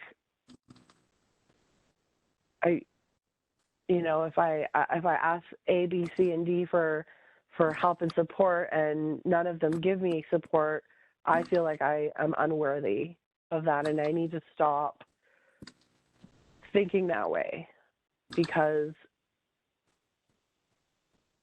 the only support that I really need is myself, and all the rest is just a bonus. And I think that's something that I really, really, really need to learn, and to focus on that. And, I'm here in this place right now for a reason.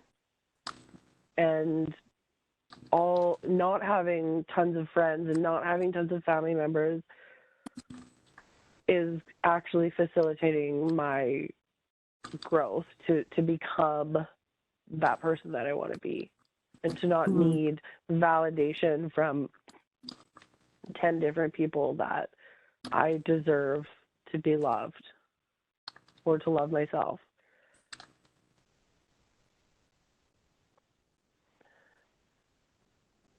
And I think that every day I'm allowing myself to be in pain over this exact thing, because I have expectations of like a friend or a family member that they're not going to meet, and I need to have those expectations for myself and not in other people. Mm.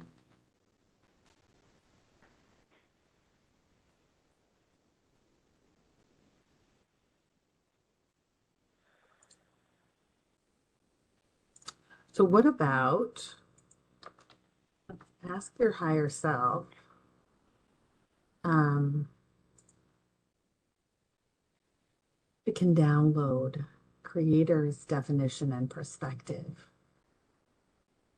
of worthiness, and have your definition of worthiness match creator's definition of worthiness. What does that look or feel like to have creator's definition and perspective of worthiness downloaded into you?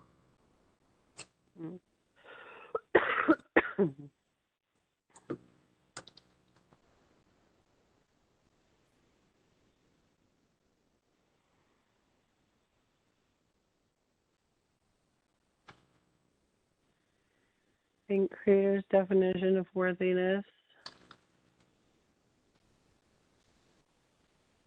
is just that I'm alive and that I exist. And that is everything that is important is just right there.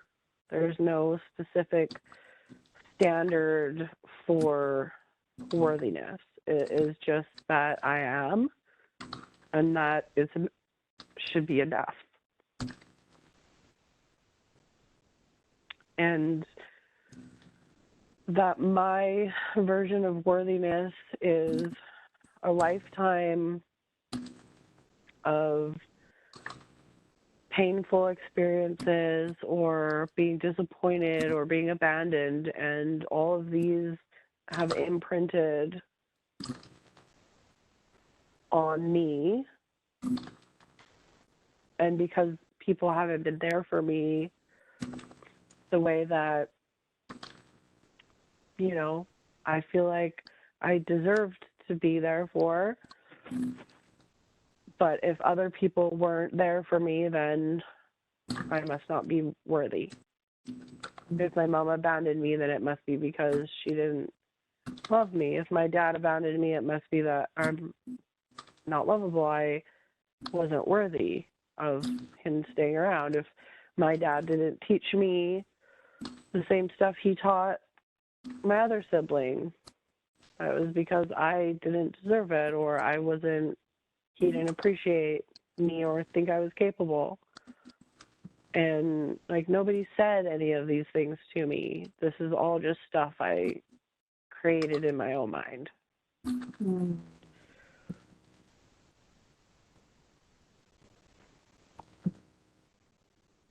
and it's not true.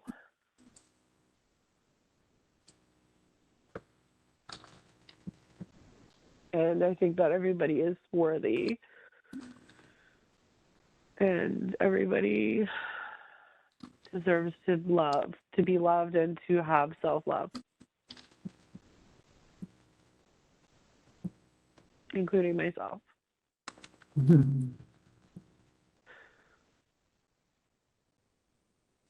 So what what do you feel your higher self communicating to you? Like what can you do in your daily life to put strength and deep, unwavering belief behind the download of being worthy so that you know with an unshakable belief that you are worthy?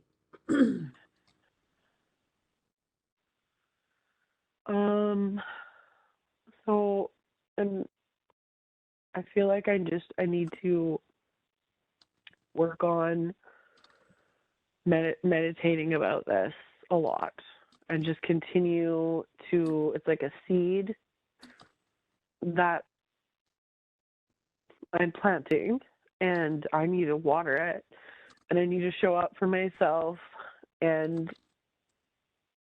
basically treat myself like, how I would treat my own kid. I need to give myself lots of love, lots of compassion, I need to be generous and kind with myself, and I need to recognize when I'm doing and saying things that are not in my higher good. When I know that, for example, I have certain food sensitivities. Well, don't eat those foods. It seems like it should be so simple, but when you don't feel like you love yourself, it's really easy to do things that hurt you. But just being very responsible to myself, like I am responsible to my son, and giving myself the grace period to heal, and to not put limitations on how quickly that should be happening, and not be making things so much harder for myself because I'm not doing it fast enough, or I'm not healing fast enough, or I'm not learning or growing quickly enough, because I want it just to be done. So just remember that the journey is the destination, and how I treat myself is how other people are going to treat me as well. And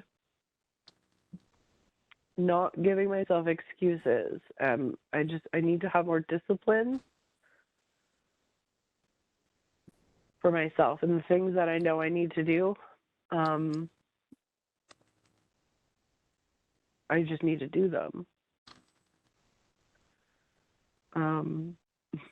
If I have goals and aspirations, I need to if other people don't value them, like if my husband doesn't value them, or my son doesn't value them, or my mom or my sister, or like any of these other people in my life, well, it's not really their responsibility to value them more than I value them. So I need to stop putting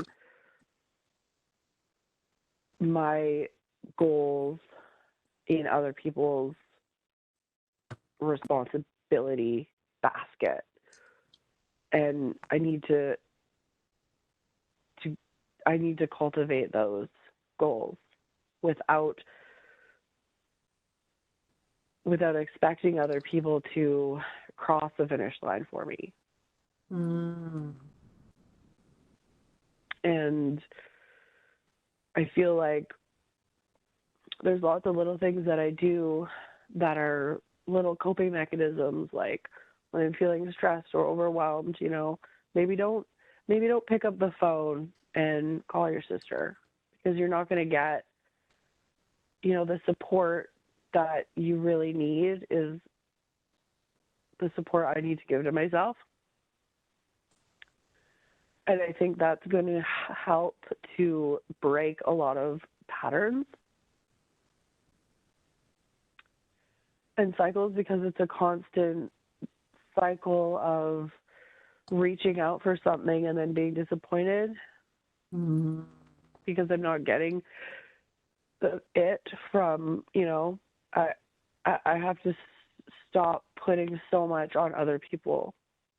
Like I do, like I feel like so many people put so much stuff on me. Well, again, that's probably just me projecting. Also, like, not saying that that's not happening, but I'm seeing it in other people.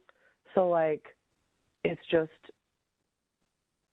something that I'm also doing because, what we were talking about earlier. So maybe learning to also be more honest about myself, and recognizing projection, because I don't want to be, I want to be more self-aware, and I want to grow, and I want to learn, and I want to break free from these chains, these self-limiting chains.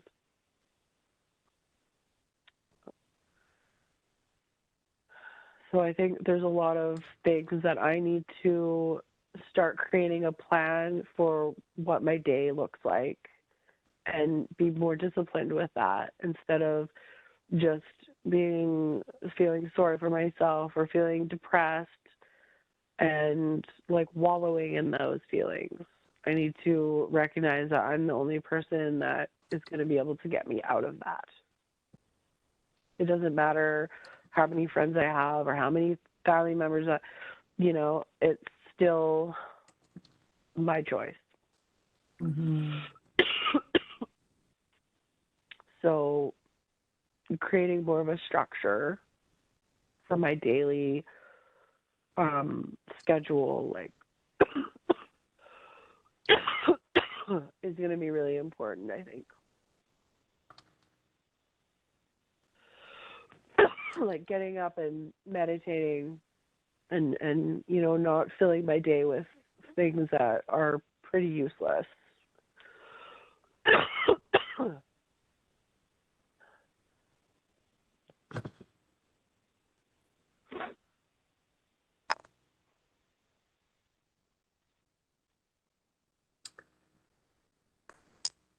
So, what about these trapped emotions that she's holding, like abandonment, feeling unheard, feeling unseen, unsupported, the anger, resentment, unforgiveness? What are we going to do about all this?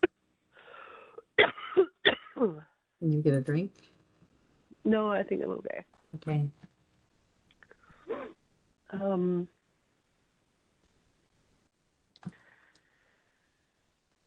We're going to understand that these experiences,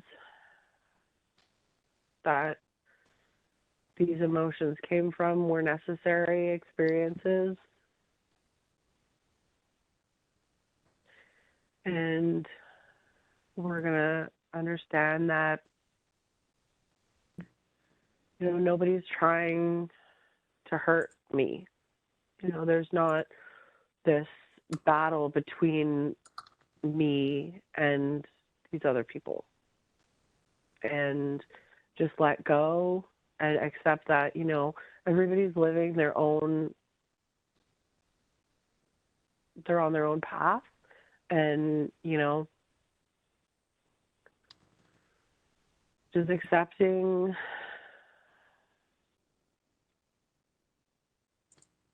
and forgiving that, a lot of these things that I've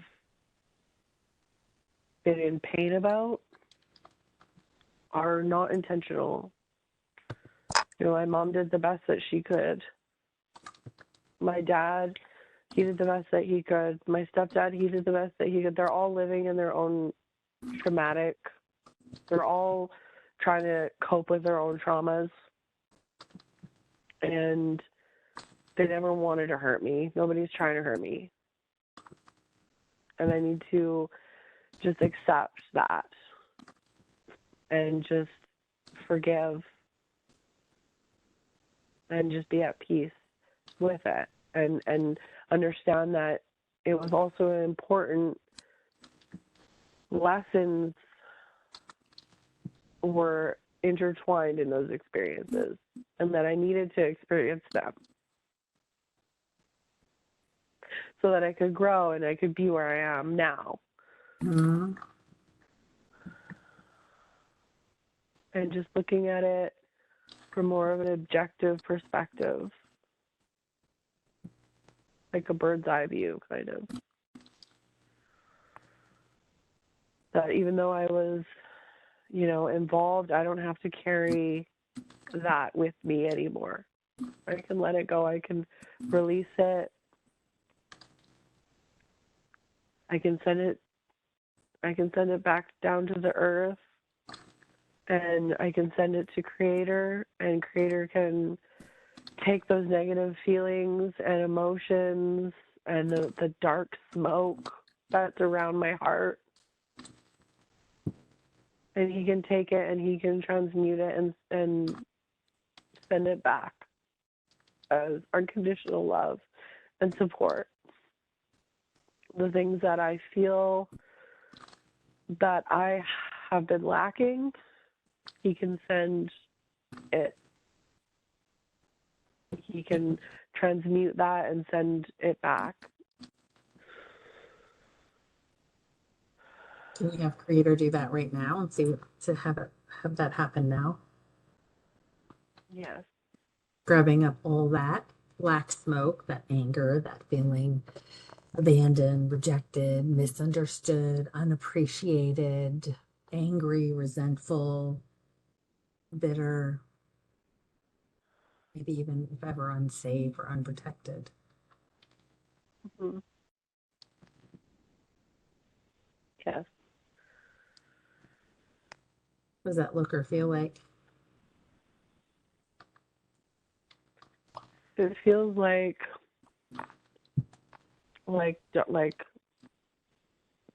black, like fog in my stomach and around my solar plexus, and it and my heart and my throat, and it's just being sucked out through my stomach,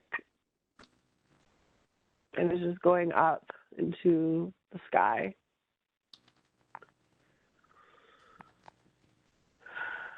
Until it's all empty and clear and light, and it's not there anymore. And, my heart tightness and my stomach and all my, problems that I have in there, it just feels cleared out and replaced with unconditional love, forgiveness, compassion for myself and for others, feeling safe, feeling supported, feeling stable, feeling heard, appreciated, feeling valid.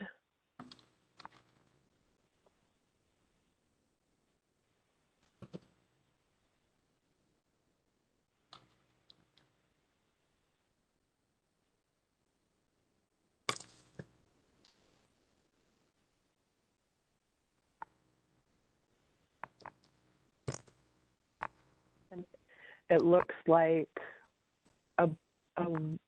a sparkling iridescent light beam coming from the sky and just filling up my body and my heart, surrounding my heart, and all in my stomach area and in my aura as well, just surrounded by this unconditional support and love.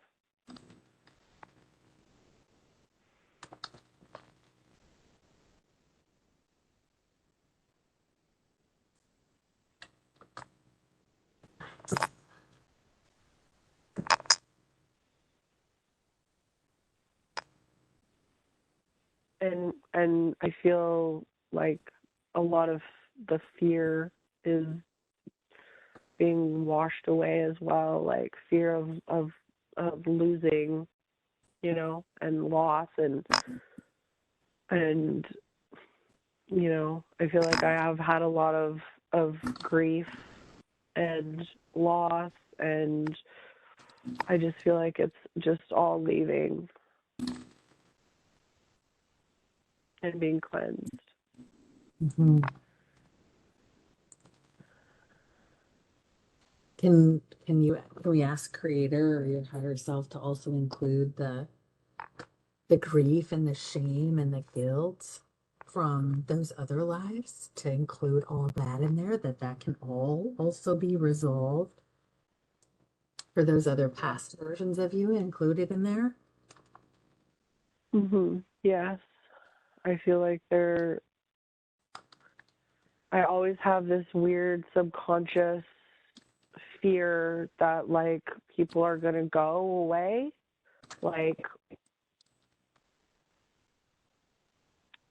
so I'm asking Creator to take away that fear, that worry that people close to me are going to, you know, be taken from me. Mm-hmm. And to just replace that with trust and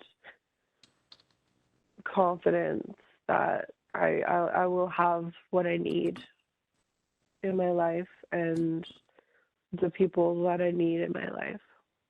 Mm-hmm.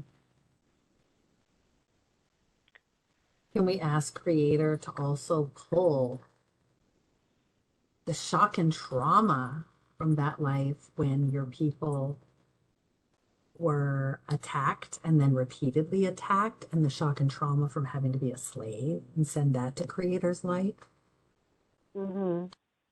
Yes.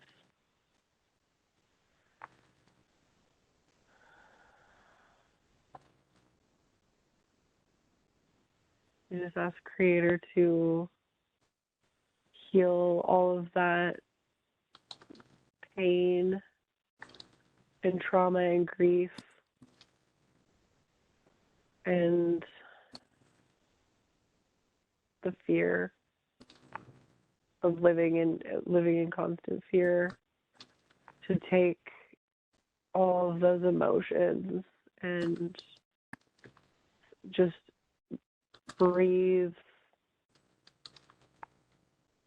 in safety and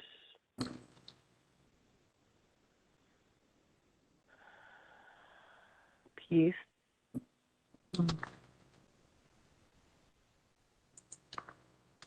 And calmness.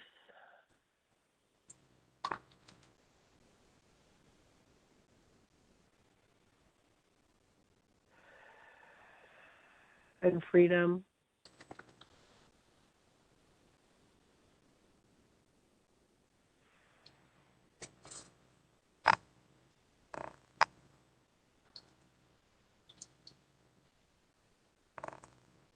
And trust to reinstill trust,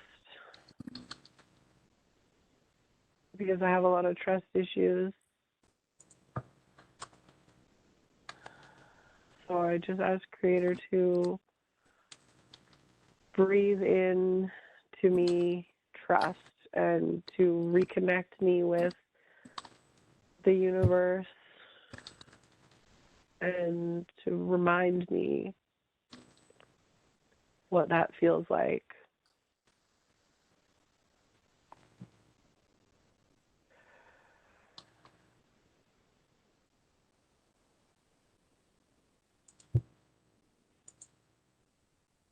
see like a cord, like a silver cord.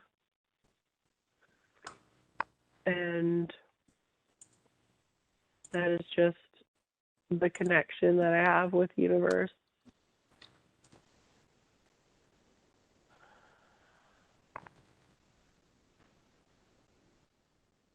That I can always meditate on that and remind myself whenever I'm feeling afraid or disconnected or unsafe, that I have that. And that's always there. And I'm always connected.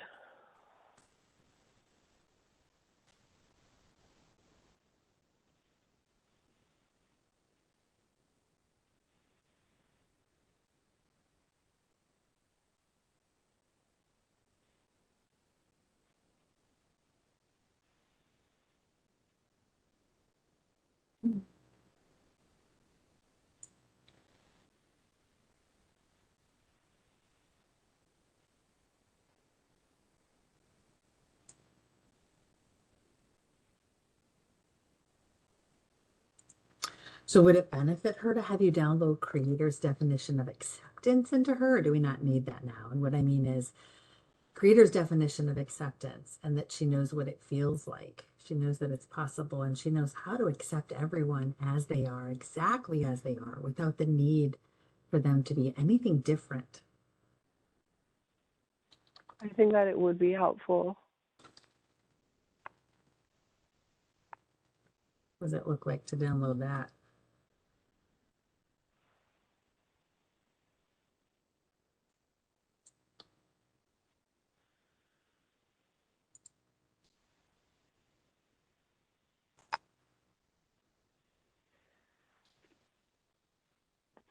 I see just a ball of golden light that surrounds me, and I just feel completely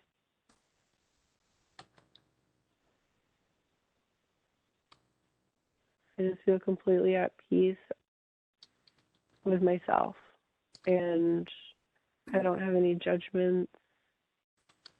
It feels like tingling, warm,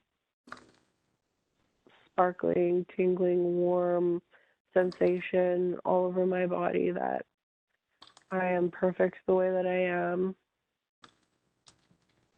And it feels like an embrace, like a hug from like a grandma, from like my grandma. There's no thoughts, no judgments, no negativity, just pure unconditional love and support. There's no,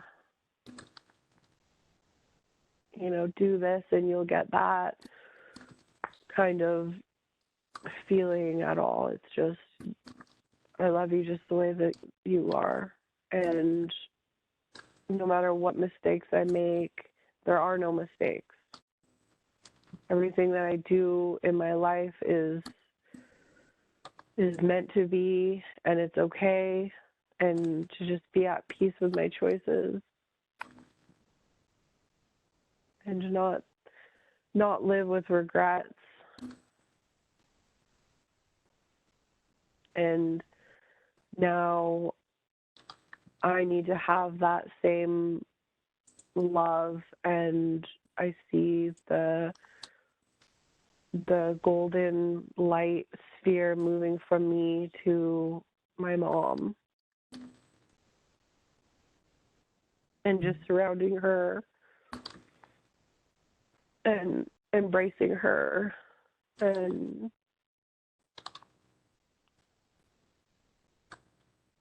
transmitting like the same feeling, the same love. But instead of it, directly coming from Creator, it's also coming from me as well. So, and just moving from her to my dad and to my stepdad and to my husband and my sister, and the same process for everybody. Mm. And then it expands, and we're all in like the same sphere together as one. We're all one, and Creator loves us the same and accepts us the same, and we accept each other the same. And I accept everybody the way that they are. And I know that any transgressions are, you know, they're not personal. They're not, you know, an attack on me or anything like that. It's just everybody's own personal journey, and sometimes it can get messy, and that's just how it is.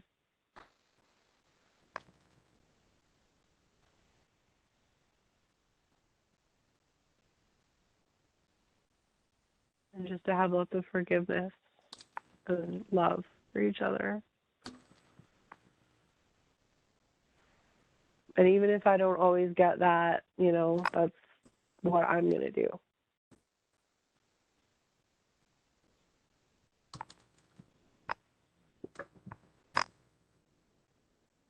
What about boundaries? How does boundaries interact with this? How do boundaries play in with this? I can embody what I choose to embody, but I can't expect other people to embody the same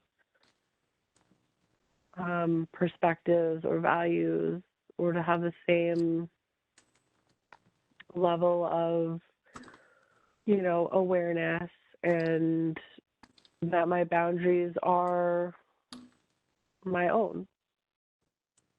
And I can put them up, and the only person who is really truly going to respect them is me. And I have to let go of the expectation that everybody is going to value my boundaries. Mm. But I need to value them.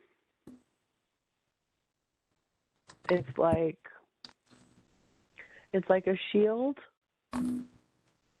but I'm on the other side, and the only way the shield is going to work is if I'm standing strong, and there can be all of these arrows coming at me, and they can just bounce off, only because of my ability to keep that shield in place. Mm-hmm. But the other people, they may not even realize that they're, you know, shooting arrows even. They're just living their lives, and they may not even be aware that they're trampling, that they're trying to cross my boundary, because they can't see that. They can't see it. They can't always see it, and they're not going to always respect it. Because if they can't see it, how are they supposed to respect it if they can't even see it?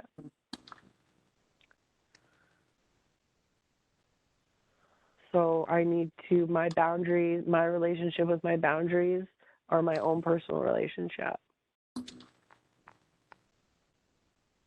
And I need to let go of hoping that other people are going to see that relationship. Trying to get people to understand, trying to force people to see, is just causing me more damage. It's like grasping at straws. It's not getting me anywhere. And it's just like friction. It's like a fight that doesn't need to happen. It's just, I don't need to fight about it. It's okay. Let them be. Just let them be if they don't see, if they don't understand. They don't need to, as long as I understand it.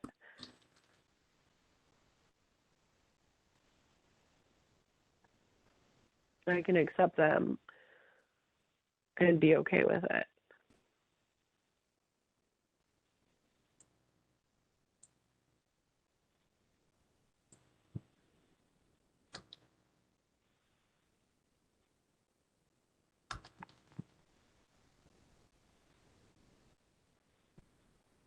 But we talked about earlier having boundaries with love and kindness, but does this mean Mm-hmm. she should not have boundaries with her family, or how does she enforce the boundaries with her family? Just doing what she's doing now, just doing what I'm doing now, just being very clear, but not coming from a place of anger, Mhm. just coming from a place of love for herself and a place of compassion. Okay. Instead of being angrily trying to build up these boundaries through resentment and frustration and anger, just, accepting that they may not ever have the capacity to understand why these boundaries are being put up. They may not ever be able to see them, but also just know that, like, it's not like a personal thing. They're not trying to disrespect my boundaries. They're not trying to hurt me deliberately, and just accept that, but also learn to express in a kinder way Okay. so that there can be more space for relationships. Because I know that I don't want to completely just cut everybody out, because there is still a lot of good things, Right. but it's more about how I'm creating the boundaries than anything. It's more about, like, the energy behind the action. It's not like creating the boundary and saying, hey, I really appreciate that you want to see Aaron. I'm not in a place right now that I feel comfortable, and just leave it at that. Don't try to force them to understand all of your emotions and the whys and the hows and all the details, because it's just a waste of energy. It's just, like, draining. And it's much more healthy to just say it and then just move on with your day. And because what I've been doing is being so angry that these people don't understand why I'm trying to put the boundaries up in the first place. But when there's people like that are really dysfunctional and unhealthy and super toxic, they're not going to see it. They're not going to understand. They don't want to see it. They don't want to understand it. So maybe just learning to express in a less hostile way.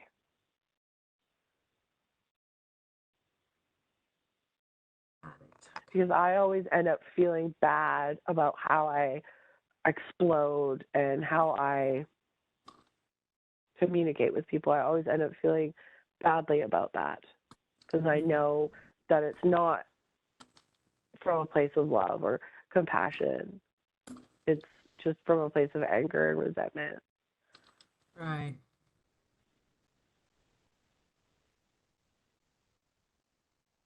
And I am doing that, and I have been doing it more and more, but it's just becoming more clear to me the role that I am playing in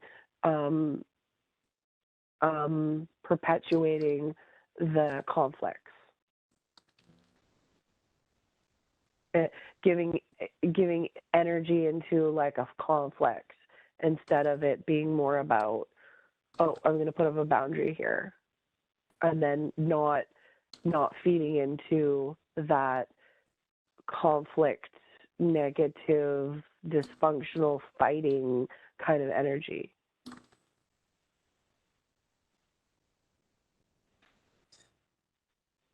because it's like I feel drained from that, doing that kind of stuff all the time, you know. My energy could be used in much more beneficial ways for me and my family.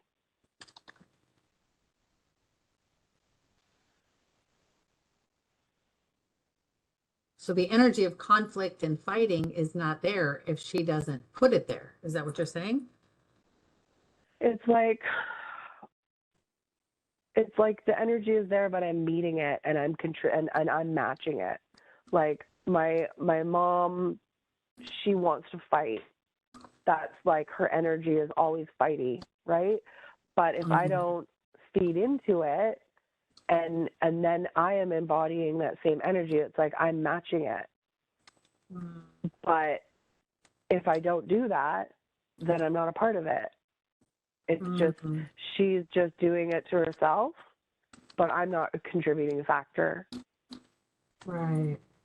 It's just like, you know, she asks if she could take Aaron somewhere, and I say no, and she blows up at me, and I react and say, you this and you that, and like attack her because she's attacked me, right? But if I don't do that and I just say, hey, sorry, I don't feel comfortable right now, check back in a couple weeks, like more neutral, or just finding a way to and even I could go more neutral than that if I wanted to. But I feel like being forthright is important in the relationship. That is the evolution of the relationship. I still need to be honest, but from a more neutral place. Okay, right.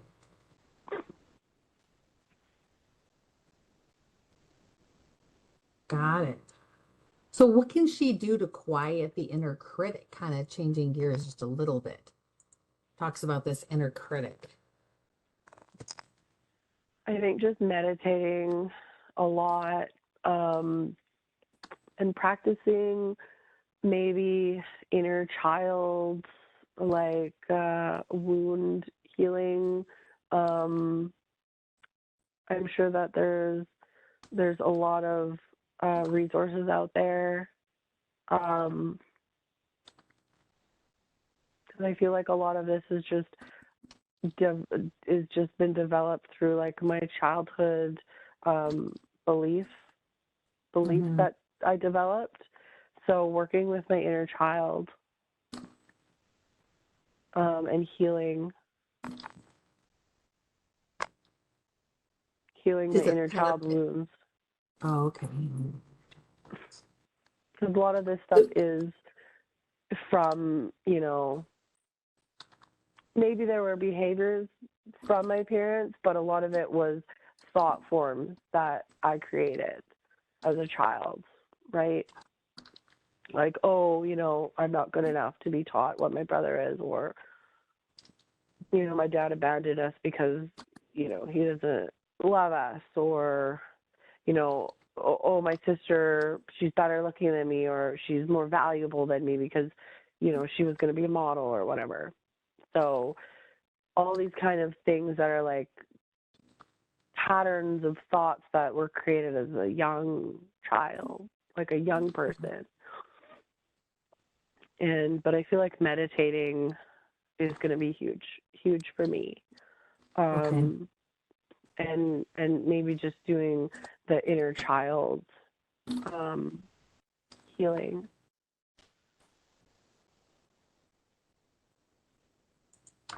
Got it. So would it benefit her to have you download the program into her of I know what it feels like, I know that it's possible, and I know how to be heard? Yeah. What does that download look like?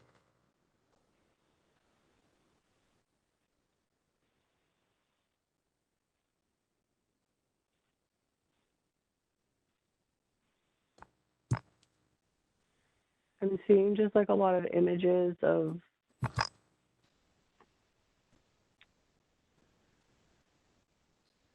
just accomplishments Like everything I try to do, I am successful at. I'm just seeing like a lot of images in my mind of just going for things and not being afraid to try them. I'm just seeing me like winning races and just a lot of things as like a child, accomplishing things as a child and being appreciated and valued by, my family. I'm just seeing like a lot of images like that. Being recognized for accomplishing things.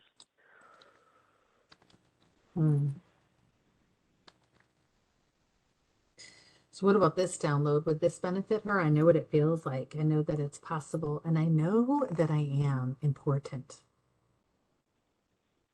Mm-hmm. Yeah. I think it would be really beneficial to practice that in meditation, like every day.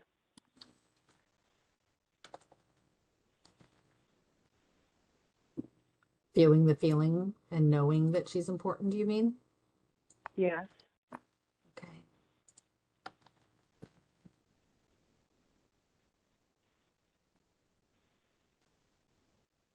What about this one? I know what it feels like. I know that it's possible, and I know that I am appreciated. Yes. Yes.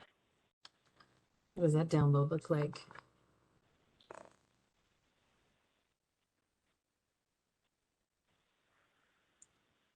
I see like this, like I see it in the form of like the sun, like sunlight, like rays of sunlight coming down on, and hitting me and illuminating me and just being filled with that warm, like supportive, appreciated in the form of like light kind of filling me, just filling up my whole body with the sunlight. Nice. What about And this that's download? like, Oh, I'm sorry. Go ahead. Go ahead. And it's like yeah, what? it's just like, it just feels like creator appreciating me and showing me that appreciation in the form of rays of sunlight. So it's like a feeling that I feel very warm.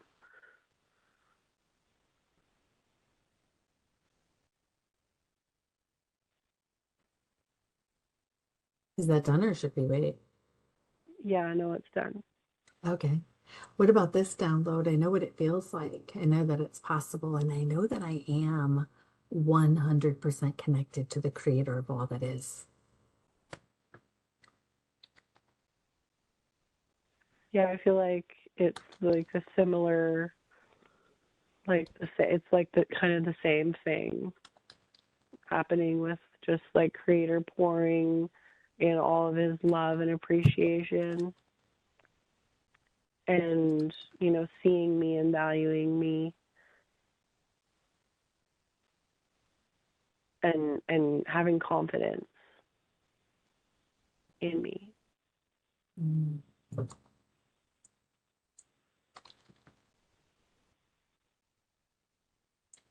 Like I feel like I never had that growing up. It was always, oh, don't try this or don't do this, or any idea I had, there was always like, instead of having like a supportive comment, it was like really discouraging. It was like I was constantly being discouraged. Like, oh, don't try that. Like, oh, don't move there. Something bad's gonna happen. Or don't go to school here. Or don't take that job. Or it's very like limiting, you know, it wasn't like, yeah, you can do this kind of. It wasn't like that. Like I see that download being like creator in the form of like my creators like my parent, you know, like giving me like encouraging messages and like pats on my back, being like, you got this, you can do this.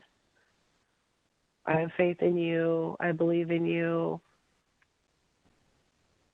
And, you know, also just that message coming in through light as well. Because anytime I had an idea growing up, it was always like shut down. Even as an adult, if I have like an idea or a suggestion, it's just like criticized by my parents. I don't know why they do that. I think it's because they don't believe in, like my mom doesn't believe in herself, or she's afraid that bad things are going to happen. But yeah, it's just a constant, like my sister and I both have very limiting beliefs about what we can and can't like accomplish.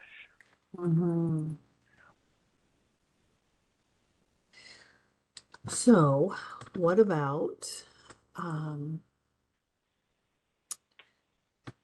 downloading in her creator's definition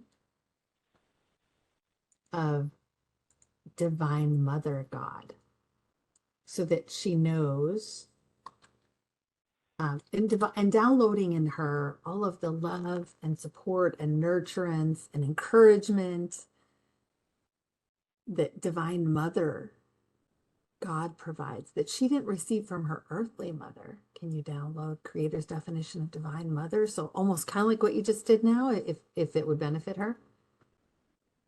Yeah, it would definitely benefit. So, like, I'm just getting an image of,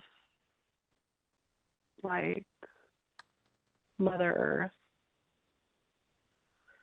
And I am, like, in, like, the womb of Mother Earth. And she is, like, a female, you know, like, there's, she looks female.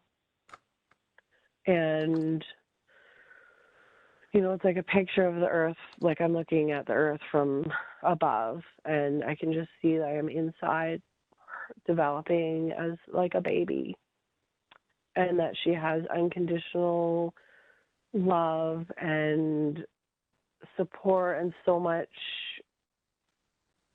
faith in what I can accomplish. And she just tells me, I'll always be here for you. All you have to do is, you know, all you have to do is come outside and sit in my fields and swim in my rivers and come in the forest, and you can talk to me whenever you want, and I'll be there for you, and I will always love you, and I will be nothing but supportive for you. I will listen when you need somebody to listen to you. I will give you advice when you need advice, and I will just have unconditional, unwavering support and love for you forever, until you die. And even when you die, I'll be there for you too. It's like a very all-encompassing energy that will never not be there.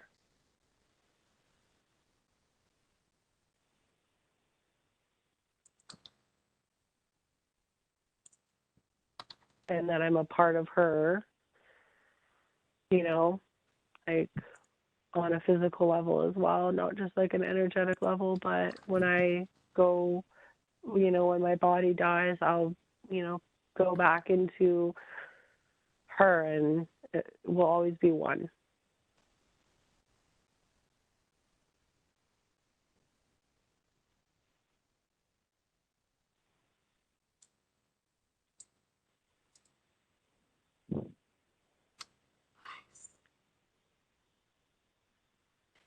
And what about creator's definition and perspective? Downloading creator's definition of divine father into her. Since her father left when she was a young girl, and then she had a stepfather who had addiction issues, can we download all of the love and acceptance, nurturance, and protection that divine father God provides that she didn't always receive from an earthly father? Would that benefit her? Yes. Yeah, definitely. I feel like I didn't have like that protector, you know? I didn't feel protected. Um, like that image of like a dad protecting his little girl. Mm-hmm. That feeling of feeling safe. I just imagine the sky being like father sky, and him creating like a force field, like an energetic force field of protection and courage and strength and vulnerability, being allowing me to be a vulnerable child, and you know, coming, you know, offering me support and telling me, you know, you can come to me whenever you need. I'll be there for you. I'll protect you. And this force field just, you know, wrapping around me, and it's impenetrable. And no matter what happens, that force field will always be there. Mm. No matter if my earth father never embodies that or anything, it doesn't matter, because this is the energy that is going to be there for me. And it's like a blue kind of electrical energy. Like it's like electricity, kind of like a Tesla, you know, like those Tesla balls or whatever they are, where it's just like bouncing electricity all around. And nothing can get through it. Mm.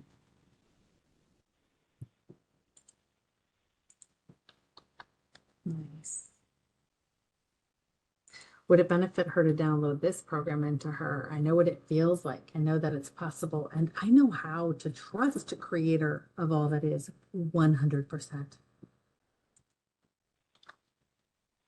Yes. What does that look like or feel like?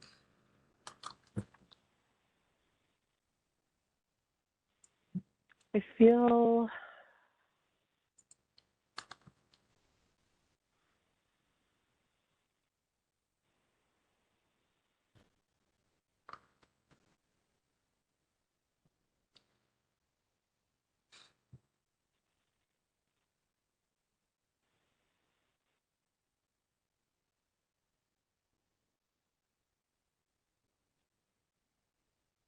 I definitely feel like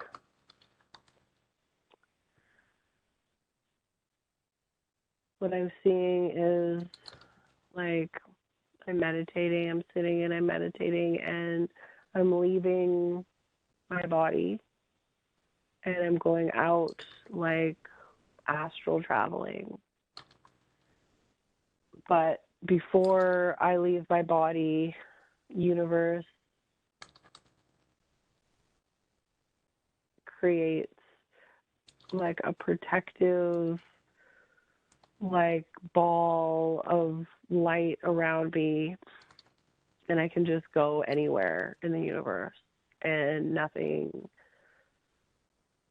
can hurt me. I can breathe. I'm like perfectly 100% safe inside this. Nothing can get me as long as I'm inside here. I can travel around all over the universe to different worlds and different realms and different dimensions and densities, and it's the safest place in the whole universe to be, because it is the universe, and it's the protection of the universe, and I can try anything and I will always be okay. And anytime I want to try something new or go new places or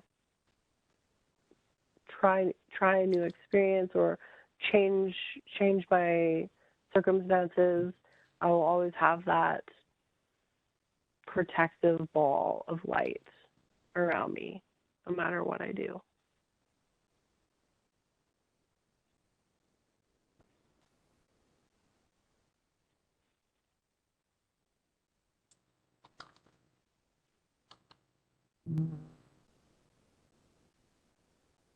So is she ready to let go of the belief that she's not heard and have that belief be pulled from her, sent to Creator's light, and downloaded belief in her instead of I know how to speak my truth? Yes, she's ready. Yeah. What does that look like to send that away and download I know how to speak my truth? It looks like all of these little pieces of like black coal, like these little shards and pieces of like rocks and coal and all these like different like debris being pulled out of like all of her joints and her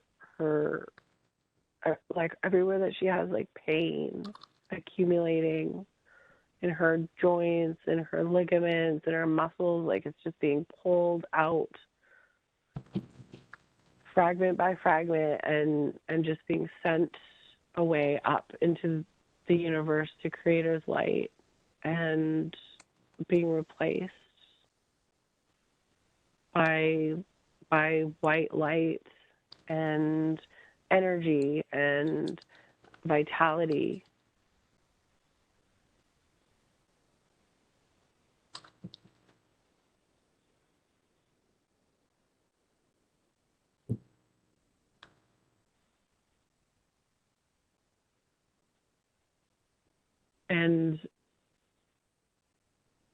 And it's going to help her to not second guess herself all the time. And you know, when there's decisions to be made, or you know, when she wants something, she's just going to listen to her intuition. She's not going to listen to all the negative stuff that she doesn't deserve it, or you know, that she shouldn't, that you know, that she's not good enough for it, or that you know it's too much for her, or you know, she's not gonna to it's gonna help her reach that place that it's not gonna there's not gonna be that block there. Okay. That she can't even make a decision, you know, on her own because of all these blocks that she has.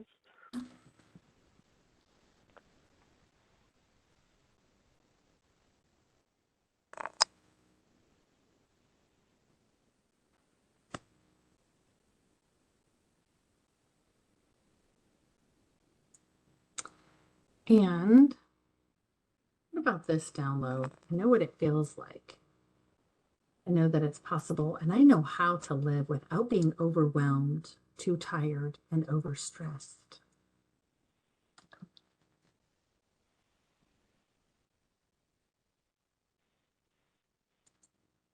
Yes, yeah, definitely. She could benefit from that download. What does that look like? I just see like a rainbow of light kind of swirling around her while she's in the morning time, when, you know, she's been so used to just feeling bogged down and heavy and stressed out about all the things that she's worrying about, and a lot of the time she doesn't want to get out of bed because of this like dark energy that she has attracted. And you know, instead of waking up feeling, you know, discouraged and waking up unmotivated and waking up just instantly doom and gloom kind of energy and emotions, this rainbow energy is going to surround her in the morning and fill her up with vitality and excitement, and it's going to replace that dark energy, and it's just going to swirl around her feet and her hands and her head and her arms and everything, and it's going to be like a vortex of vibrant rainbow, like toroidal energy.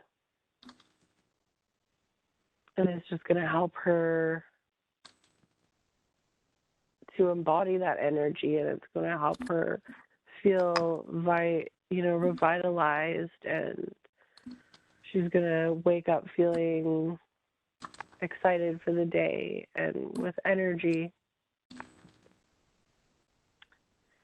And it's going to be a playful energy, a more curious energy, a more like innocent energy, like the energy she had when she was a kid. Mm-hmm. It's like a rainbow light body energy. It's just lighter and just at peace and having trust and faith in herself and the universe that everything is going to be okay today. That there is really nothing to worry about.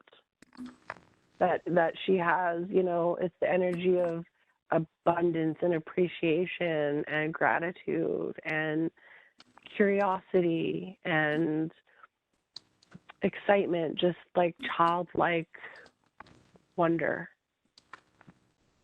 Because that's what she's been really missing the most. Like, she knows that she was like that, and that so much stuff over the years has just, she's allowed that energy to transmute into like a dark energy. And this rainbow energy is just going to come in. It's going to blast all that dark energy away.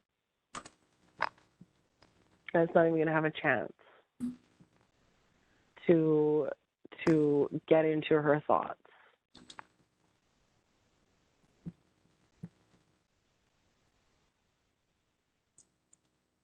And she can meditate with this energy as well. In the morning, before she gets out of bed, and just imagine this vortex of rainbow light energy, like a toroidal energy, just feeding itself, and it doesn't have an end or a beginning. It's just like abundant energy, like limitless energy, creator, source energy.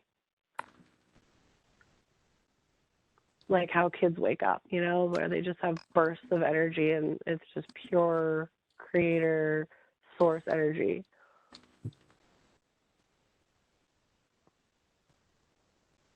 Nice. So I want to talk about a few things about her health, and we're going pretty long here. Is she okay to go on for a little bit longer, or no? Yeah, no, that's fine. Oh, okay. So she's been diagnosed with polycystic ovarian syndrome, or PCOS. What is the reason that her body produced the cysts in her ovarian follicles? Was her body reacting to something? Was it trying to communicate something? Why did these cysts form?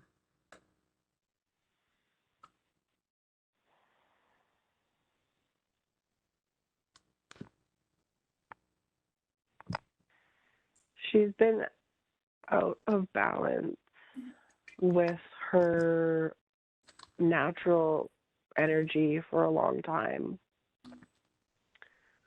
And her true state which is like that energy that we just described, has been suppressed and blocked for a super long time. And she has had to embody things that, you know, she subconsciously developed these behaviors and these ways of processing information and try to fit into these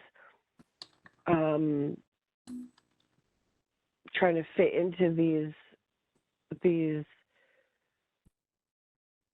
spaces that aren't really meant for her. And a lot of it does have to do with she needs to step back into her natural feminine state and just allow things to happen and to not be in such a rigid place all the time. And that is going to help her feminine energy heal and to be more present and to be in balance. She feels like she needs things to always be a certain way in order to be okay. And from doing this all the time, it's actually like blocking her feminine energy. So she just needs to step back a little bit and just allow people to be people and situations to unravel the way that they're intended to. And to also give herself more grace to just be feminine. To just, at a very young age, she started developing these masculine traits because she thought that she would be valued more. And it was also because she didn't feel safe and protected. Mm-hmm. And that is now like a coping thing. And now it's become a mentality. So it's like the coping mechanism is running everything, but it's not. She was in that place when she was younger. Yes, but she's not in that place anymore. She is in a safe place now. And she needs to allow herself to embody that safety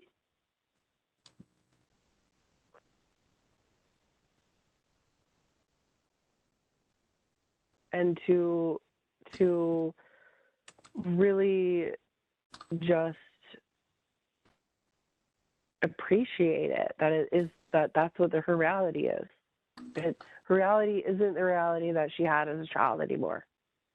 Mm-hmm. She has stability.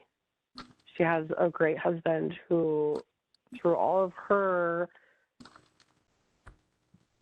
issues, is still by her side. And, you know, she needs to just let go of all the little things and just focus on being in her feminine, being in her femininity.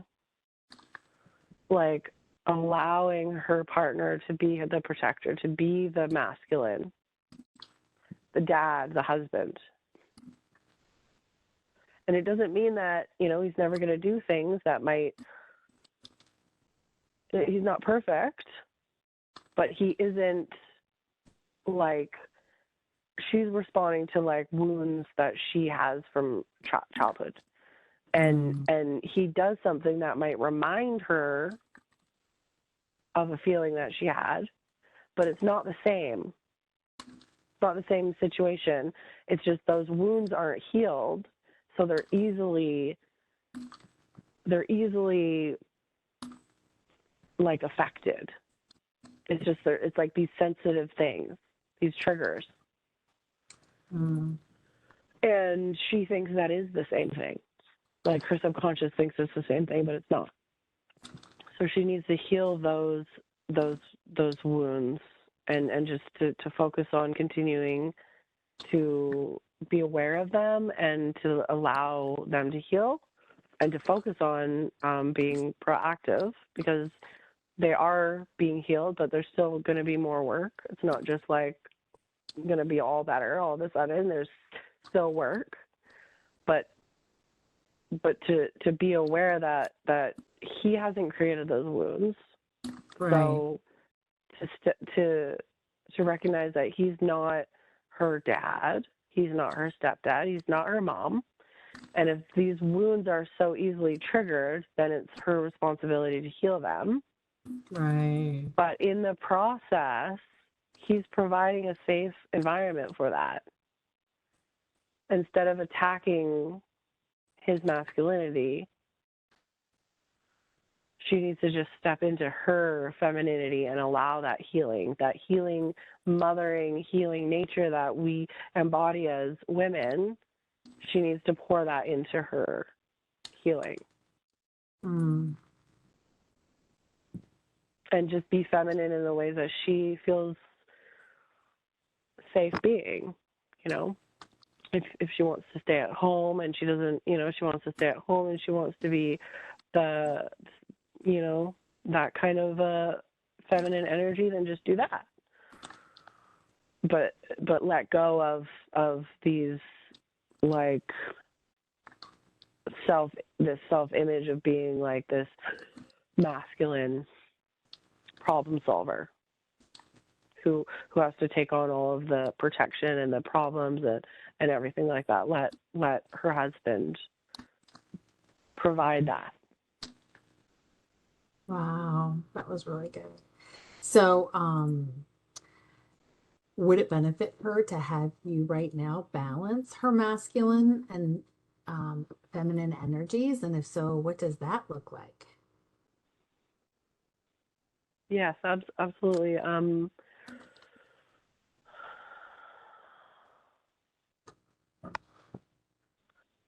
seeing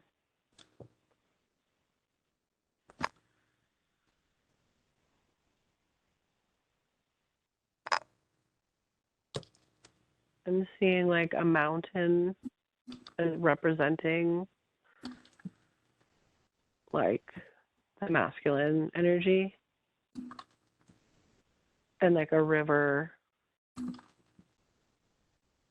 representing the feminine energy, like nourishing water, well, like life-giving, supportive river, right?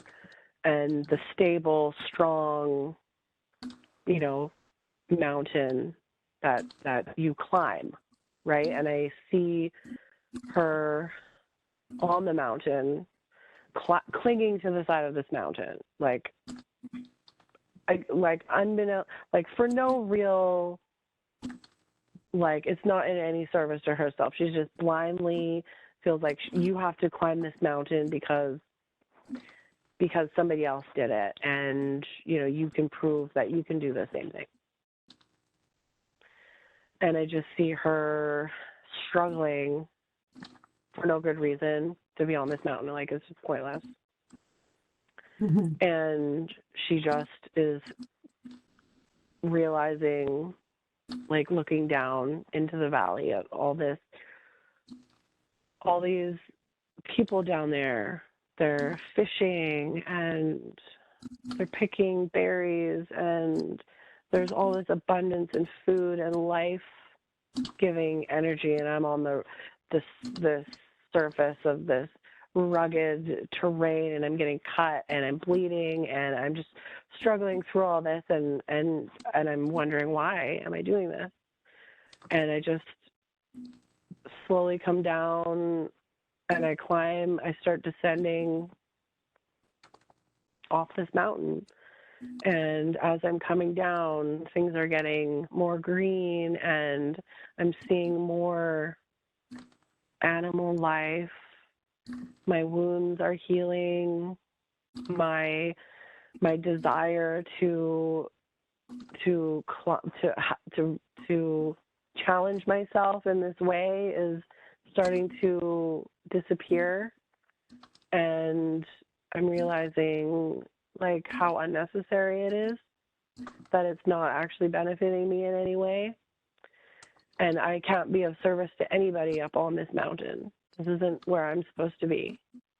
And as I'm coming down into the valley, the ground is starting to become soft, and there's grass, and there's plants and flowers, and I can breathe the air more easily, and it's warmer, and I just feel more safe, and I feel less stressed out. I feel less anxious and overwhelmed, and I come down into this valley, and I just lay in the grass, and I put my feet in the river, and I just feel really at peace and supported, and I realize that I can do so much more with what I have here. I can provide. I can fish. I can forage for food. I can pick berries. I can make clothing out of the grass and the bark, and there's just so much more here for me to work with. And I look back up at the mountain, and I'm just so happy that I had a change of perspective, and now I can provide for myself, and I can also provide for my family so much more than I ever could in that other place.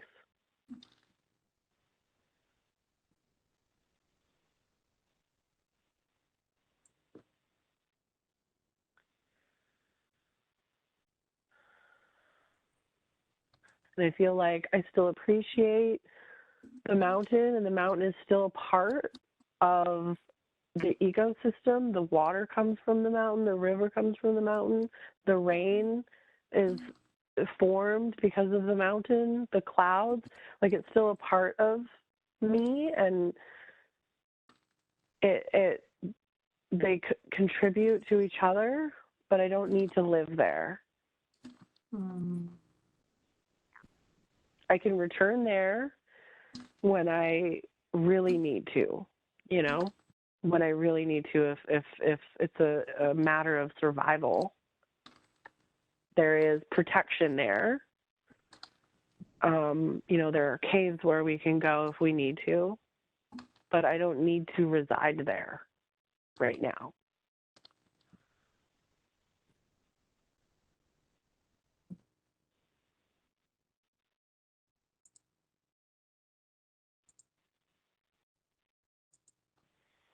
I just feel a lot of tension and a lot of struggle being lifted off of my shoulders.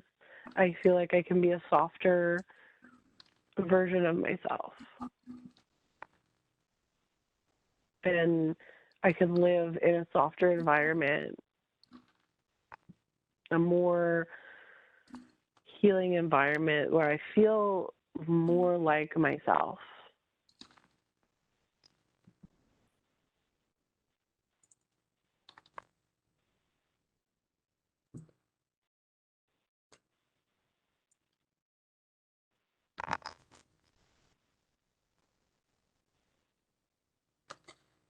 So going to her physical body now, are you able to teach, just dealing with the PCOS, are you able to teach her fat and her skin cells how to convert weaker androgens into stronger ones if that is needed? And if that's needed, can you do that and tell us what that looks like? I feel like it needs to be done through meditation and affirmations and visualizations, like doing it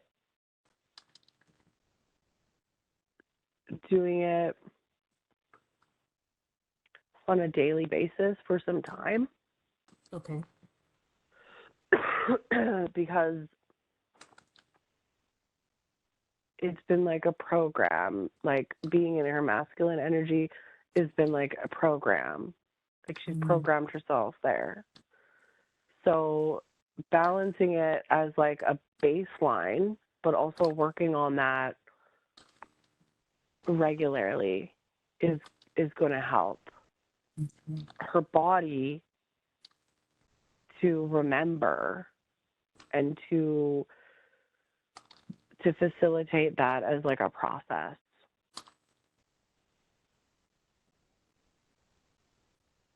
Okay. And what about teaching her adrenal glands and her liver how to process androgens in perfect balance needed by her body? Is that the same answer? Or can you do that for her?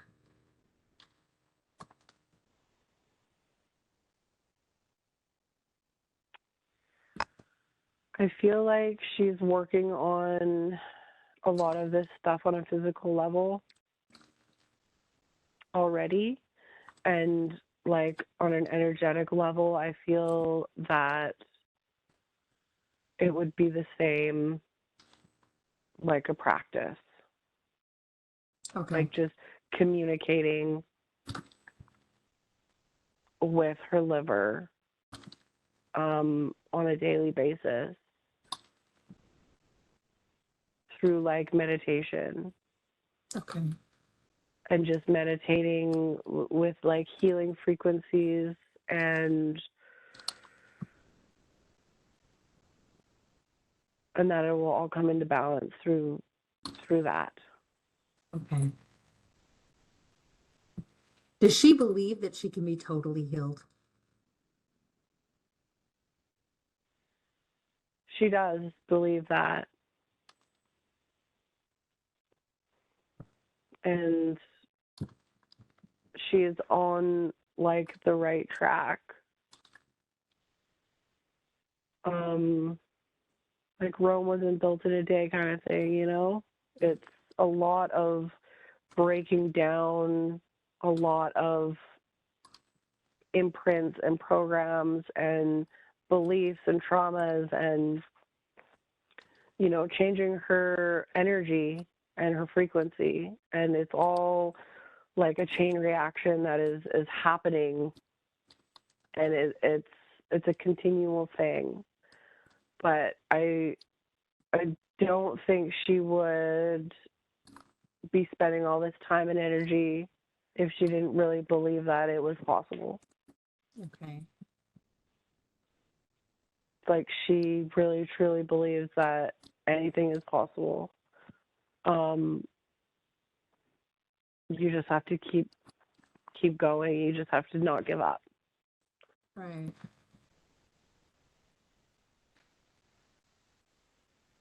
So, um,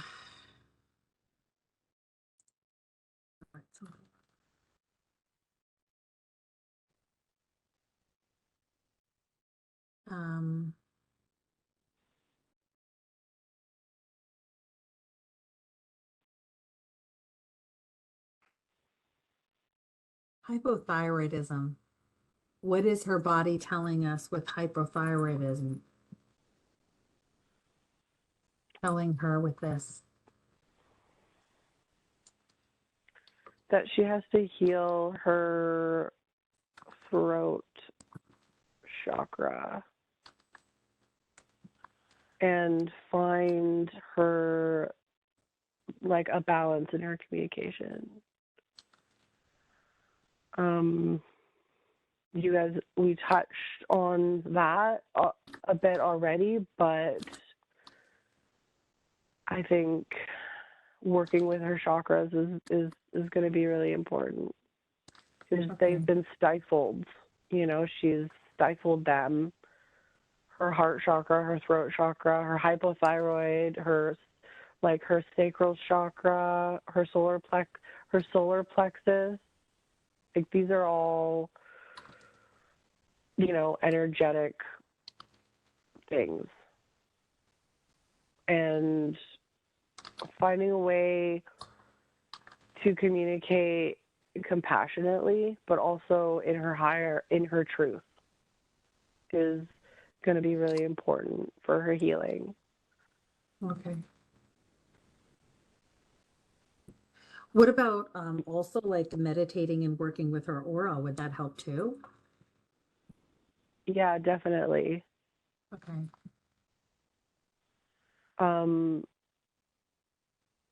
Her throat chakra, her heart chakra, and her solar plexus chakra.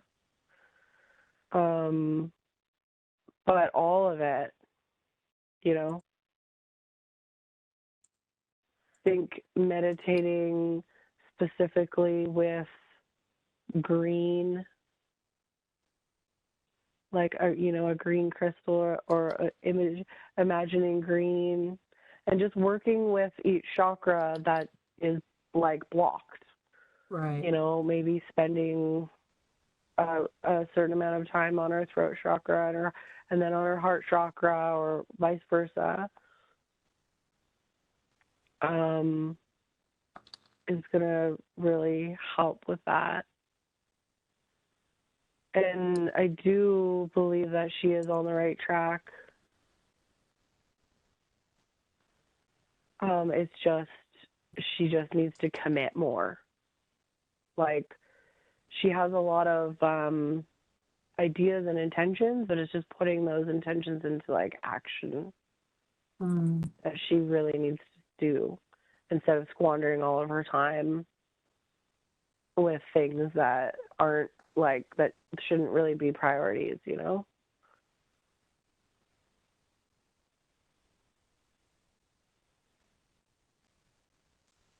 Okay. But it's all a process too, so.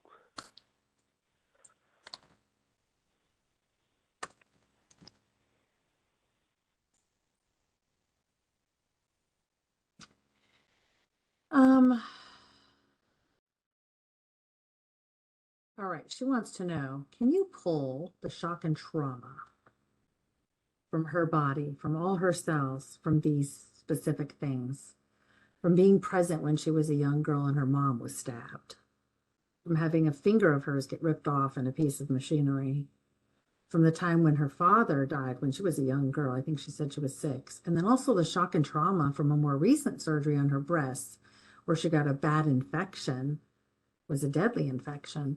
Can you gather up and pull all of that shock and trauma, send that to Creator's light, and replace it with unconditional love and light, and tell us what that looks like as that happens? Mm-hmm.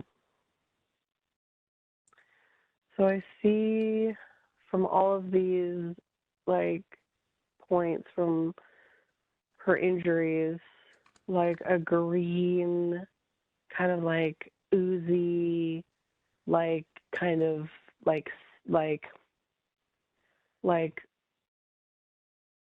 slime almost being pulled from her scars, from her breasts, like just like a sick kind of, septic type green slime, just being pulled out of her scars on her chest.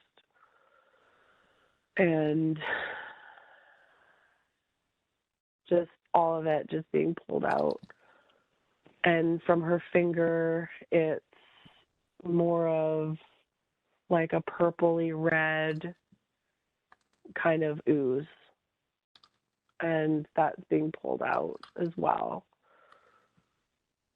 And it's also being pulled from her heart too. The trauma of it. She didn't process any of this stuff. She just went on with her life. She didn't go to any therapy or anything like that. She couldn't. She didn't have the ability or the time. So all that stuff has been being carried around. So it's all being pulled out and sent to Creator.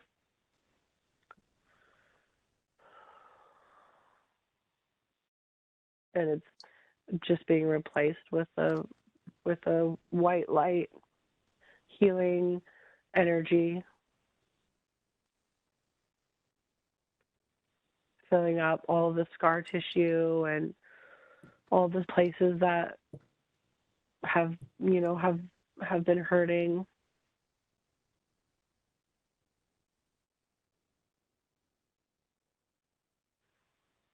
And her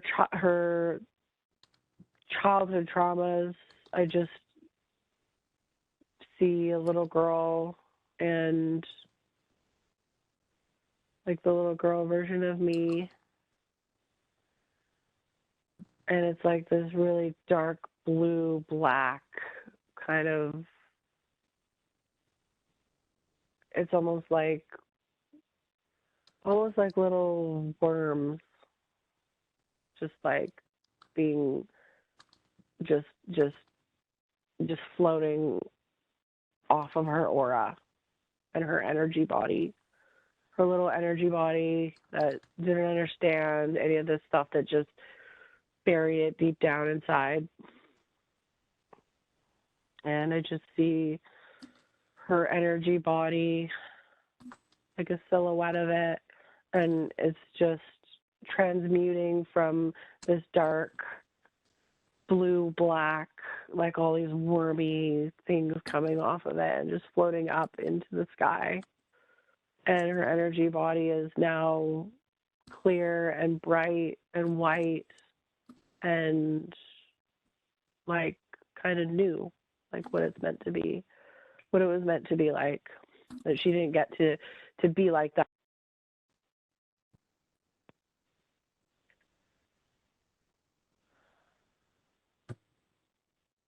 That she didn't get to be like that?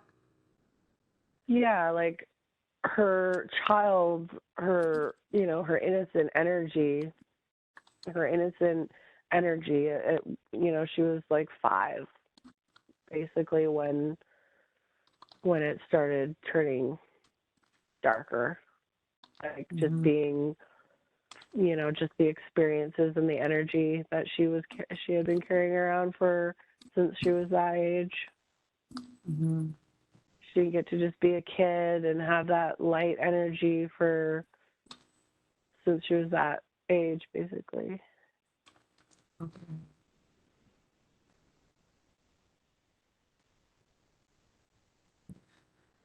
Nice. And what about the the sickness that she had that was all started in 2020? We're talking in code that she got sick from that. Starts with the letter C. Can you scan her body and tell us if she has any remnants from that sickness in her body, any spots or codes or markers left behind from that? And if yes, tell us how it's affecting her and then send that to Creator's Light and tell us what that looks like. Or if you can't, can you deactivate it and make it unable to ever be reactivated again so that it just lays dormant and harmless in her body? Mm-hmm. I definitely see like them, like the green round green little guys floating around inside of her body, and we can take them and send them away, send them to Creator. They have been contributing to her not really getting her energy back, feeling really bogged down, her immune system crashing all the time, having low energy. They've been in there helping, contributing to her being sick and just not being able to regain her health. It's just like another layer of stuff, like another variable that she's been having to like her body's been trying to fight it.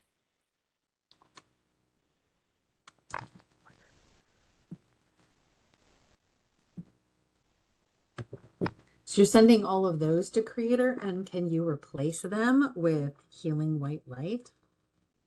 Yes, Yes.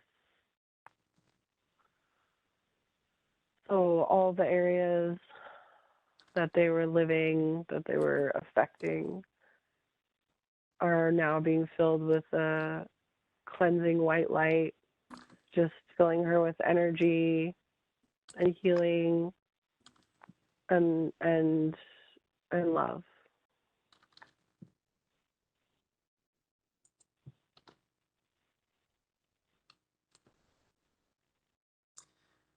So what would it require her for her to live more as her higher self, her God self? And I mean, anything that you haven't already said. And not so much from her lower or her ego self.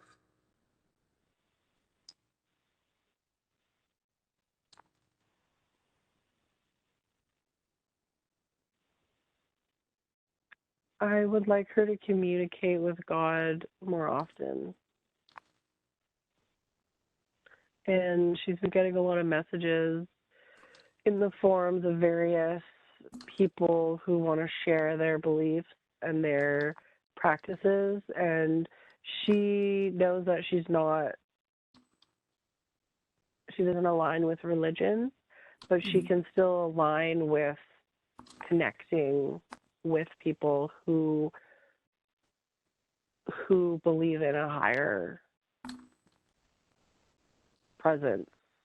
It doesn't really matter that they believe that they're Christian or that they're Roman Catholic or that they're anything. The point is that they believe in a higher purpose, a higher being, and that they practice embodying that on a daily basis. And I think she knows that that there have been messages being sent to her through that. Mm-hmm. A lot of people have been reaching out, wanting her to learn about God and Jesus and the Bible. And she believes in Jesus and she believes in God, and she doesn't necessarily resonate with the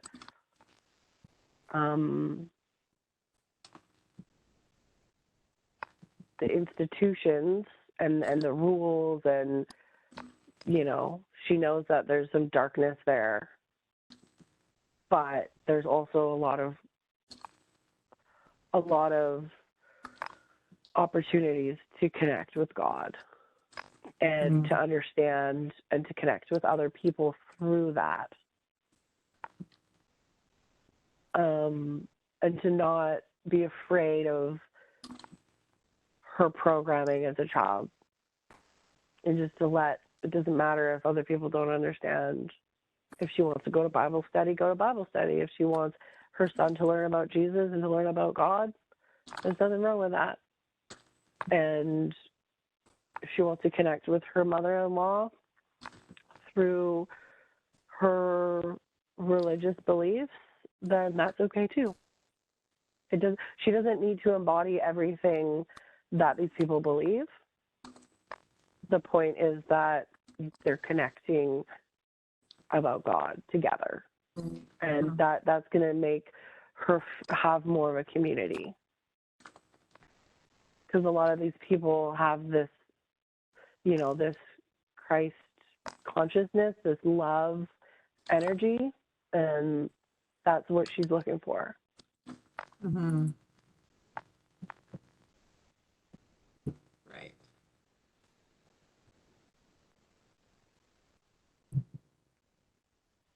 And she wants community and she wants connection, and there's opportunities there for that.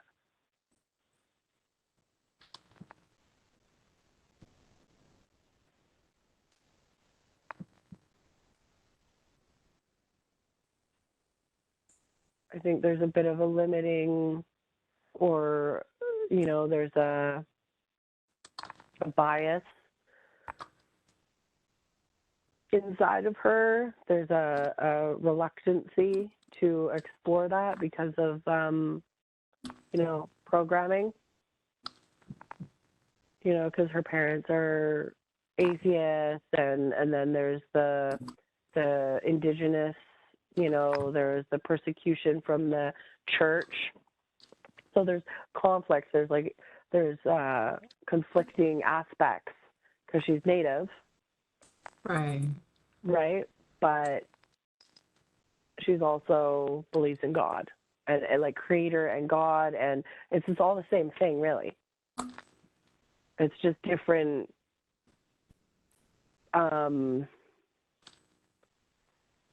It's just different ways of understanding it.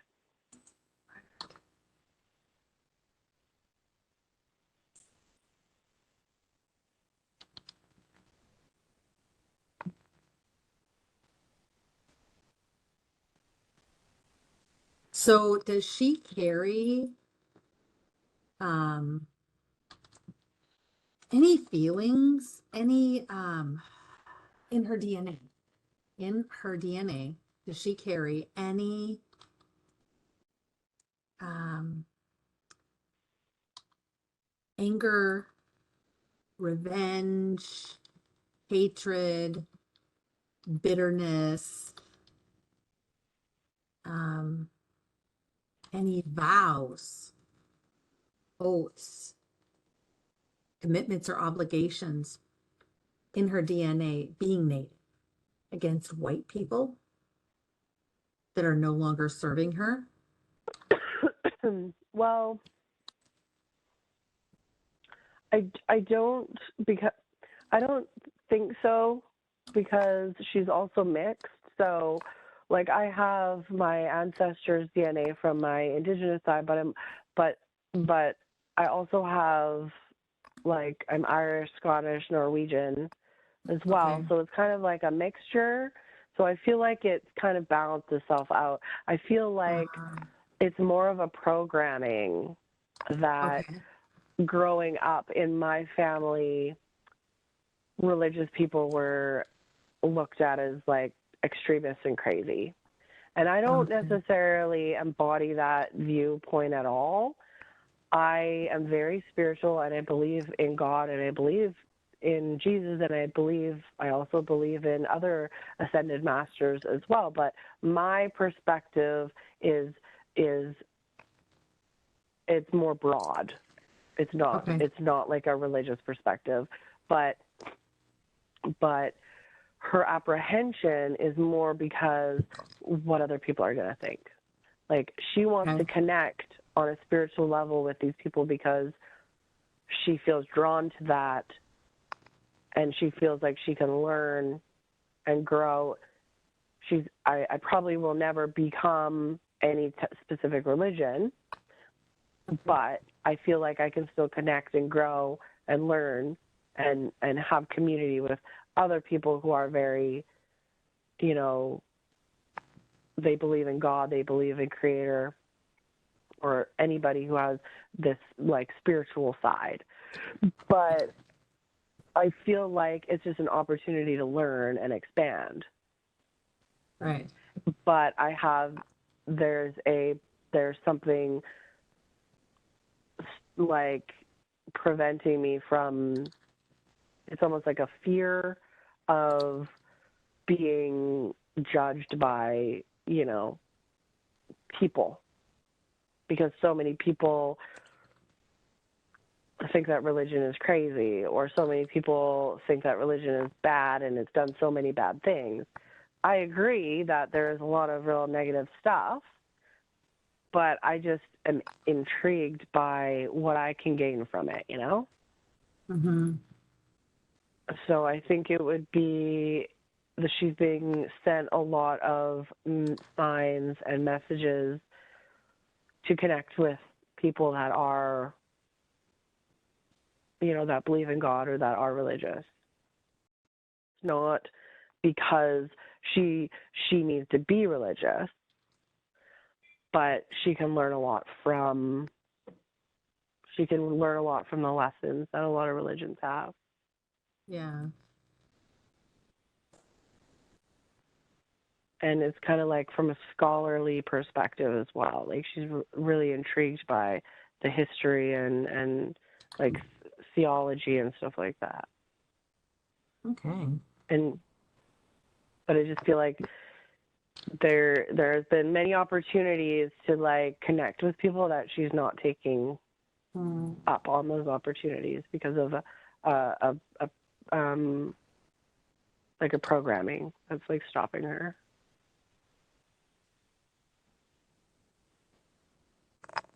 So, are there any other messages you want to share with her now before we end this session?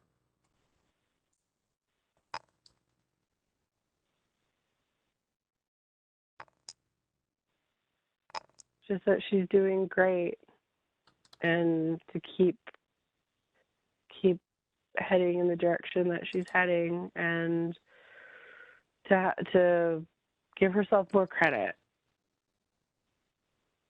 Just she's doing a lot, and she's breaking a lot of programs, and she's, you know, facing a lot of things that a lot of people haven't had the courage to do in her family, and that she should be really proud of herself.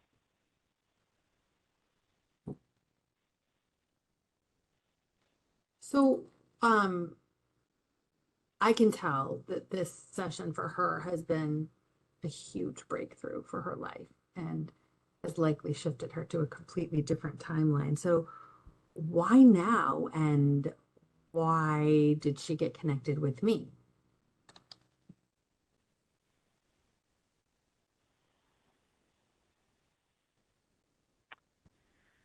She made a agreement or contract to live in a dark place, and she's just following that path, not really like aware.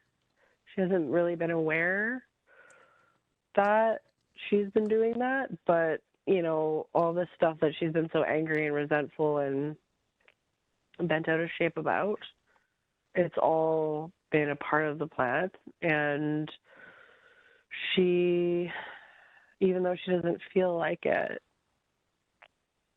a lot of the time, feeling really negative about herself and feeling like she should be doing better, she's doing exactly what she's supposed to be doing.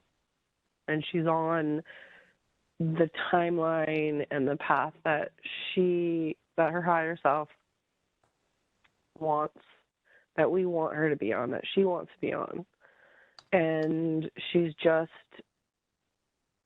stepped on the right stones and connected the right time and the right place through just exploring and wanting, because she's wanted better for herself, because she actually does have more self-love than she thinks. She's got enough there that has been leading her to this place. And she's been listening to the signs and the messages and the synchronicities and becoming more and more connected and aligned. And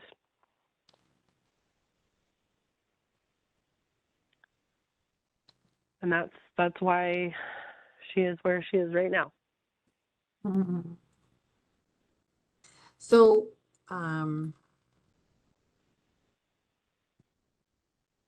so what was it with her and I though? Like, was it just an energetic match? Did we know each other from before? Did we have a contract before we came here? Like, why her and I? Yes, there was a contract that, you know, if she did the work, you know, if she put in the work and the blood, sweat, and tears to get to a certain place, that you would be there. You would be there. But she had to do the work. So, you know, if she hadn't done the work, you guys wouldn't have, the synchronicities wouldn't have matched up. There would have been the breadcrumb trail. So we've been leading her, but she had to do the work.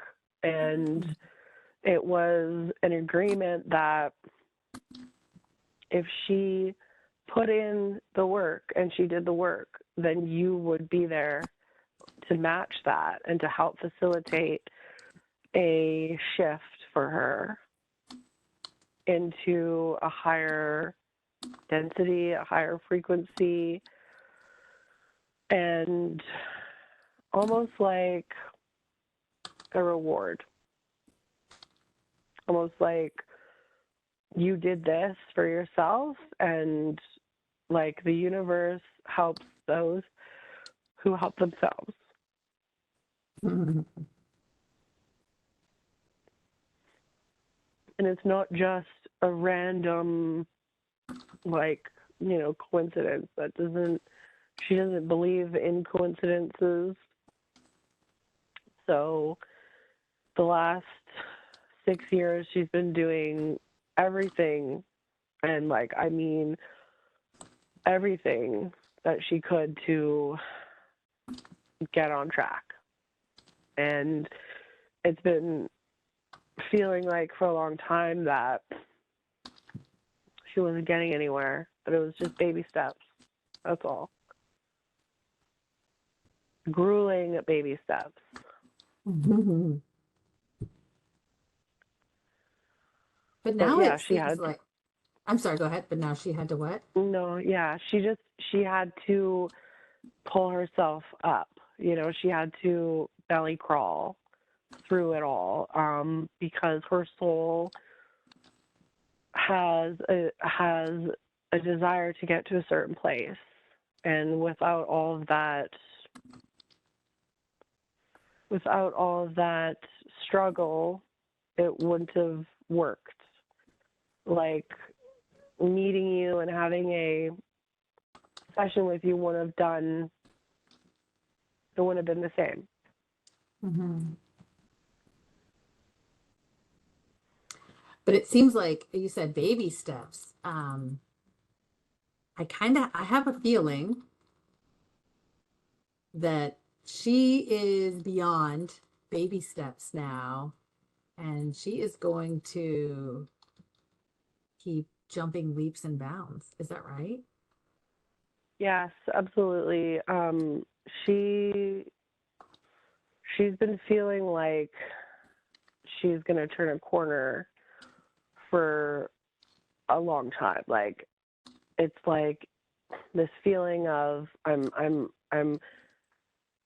getting to this precipice, and things are going to change, but when am I going to get there? I just have to keep going. I just have to keep working one thing at a time. But it has felt like imminent, like it's, when it happens, it's going to be really big.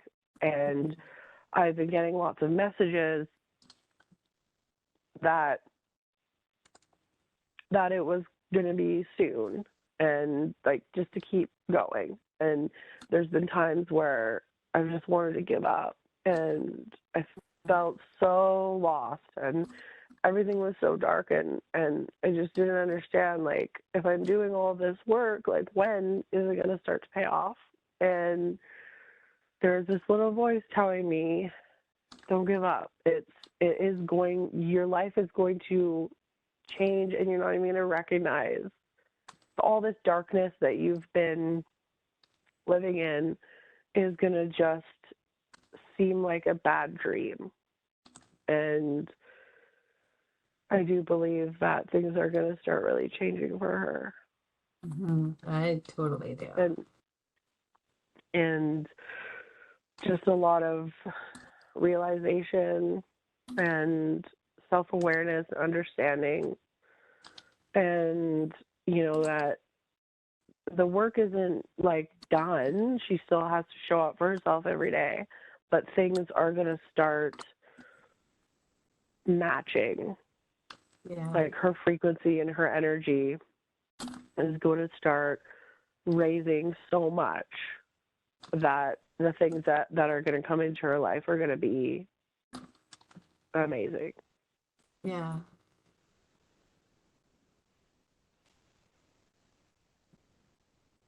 I feel that for her too. Um, It's definitely been a very profound shift. yeah. So yeah. So I guess the question I always ask at the end is pretty much been answered throughout the session so far, but this is always my ending question. If she takes all the information from this session and incorporates it into her life, how will her life be different going forward compared to what it would have been like had she not done this session? I just feel very like I understand myself, and I understand what I need to do differently. I understand how I'm going to show up for myself.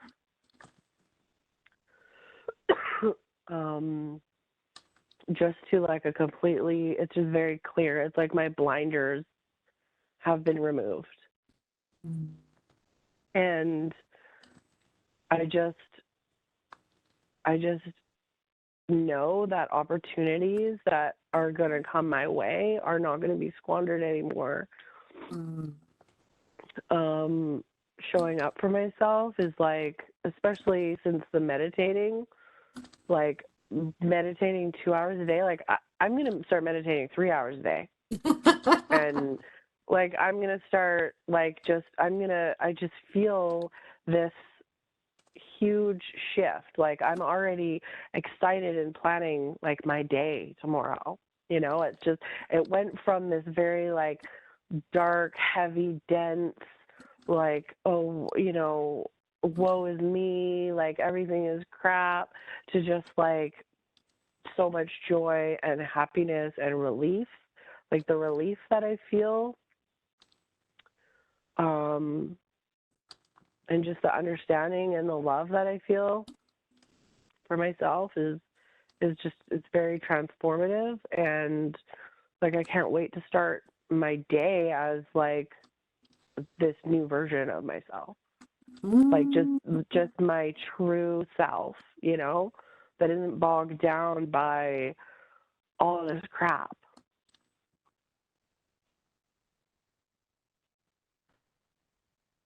And I'm really excited to be that mom that I want to be, you know, and that wife that I want to be, and the version of myself that I want to be for myself.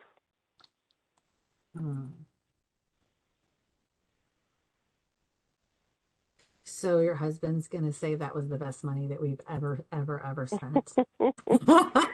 Yeah. I you know, I just keep thinking about him and about how, you know, he really does deserve so much. He deserves the best version of me. And I think that after everything that he's given me and all the like unbridled, unwavering support, you know, he's been more supportive to me than I've been to myself. And I can't wait to return that and to start showing him the gratitude and, you know, being that strong version of myself for my family. I just feel like I released a lot.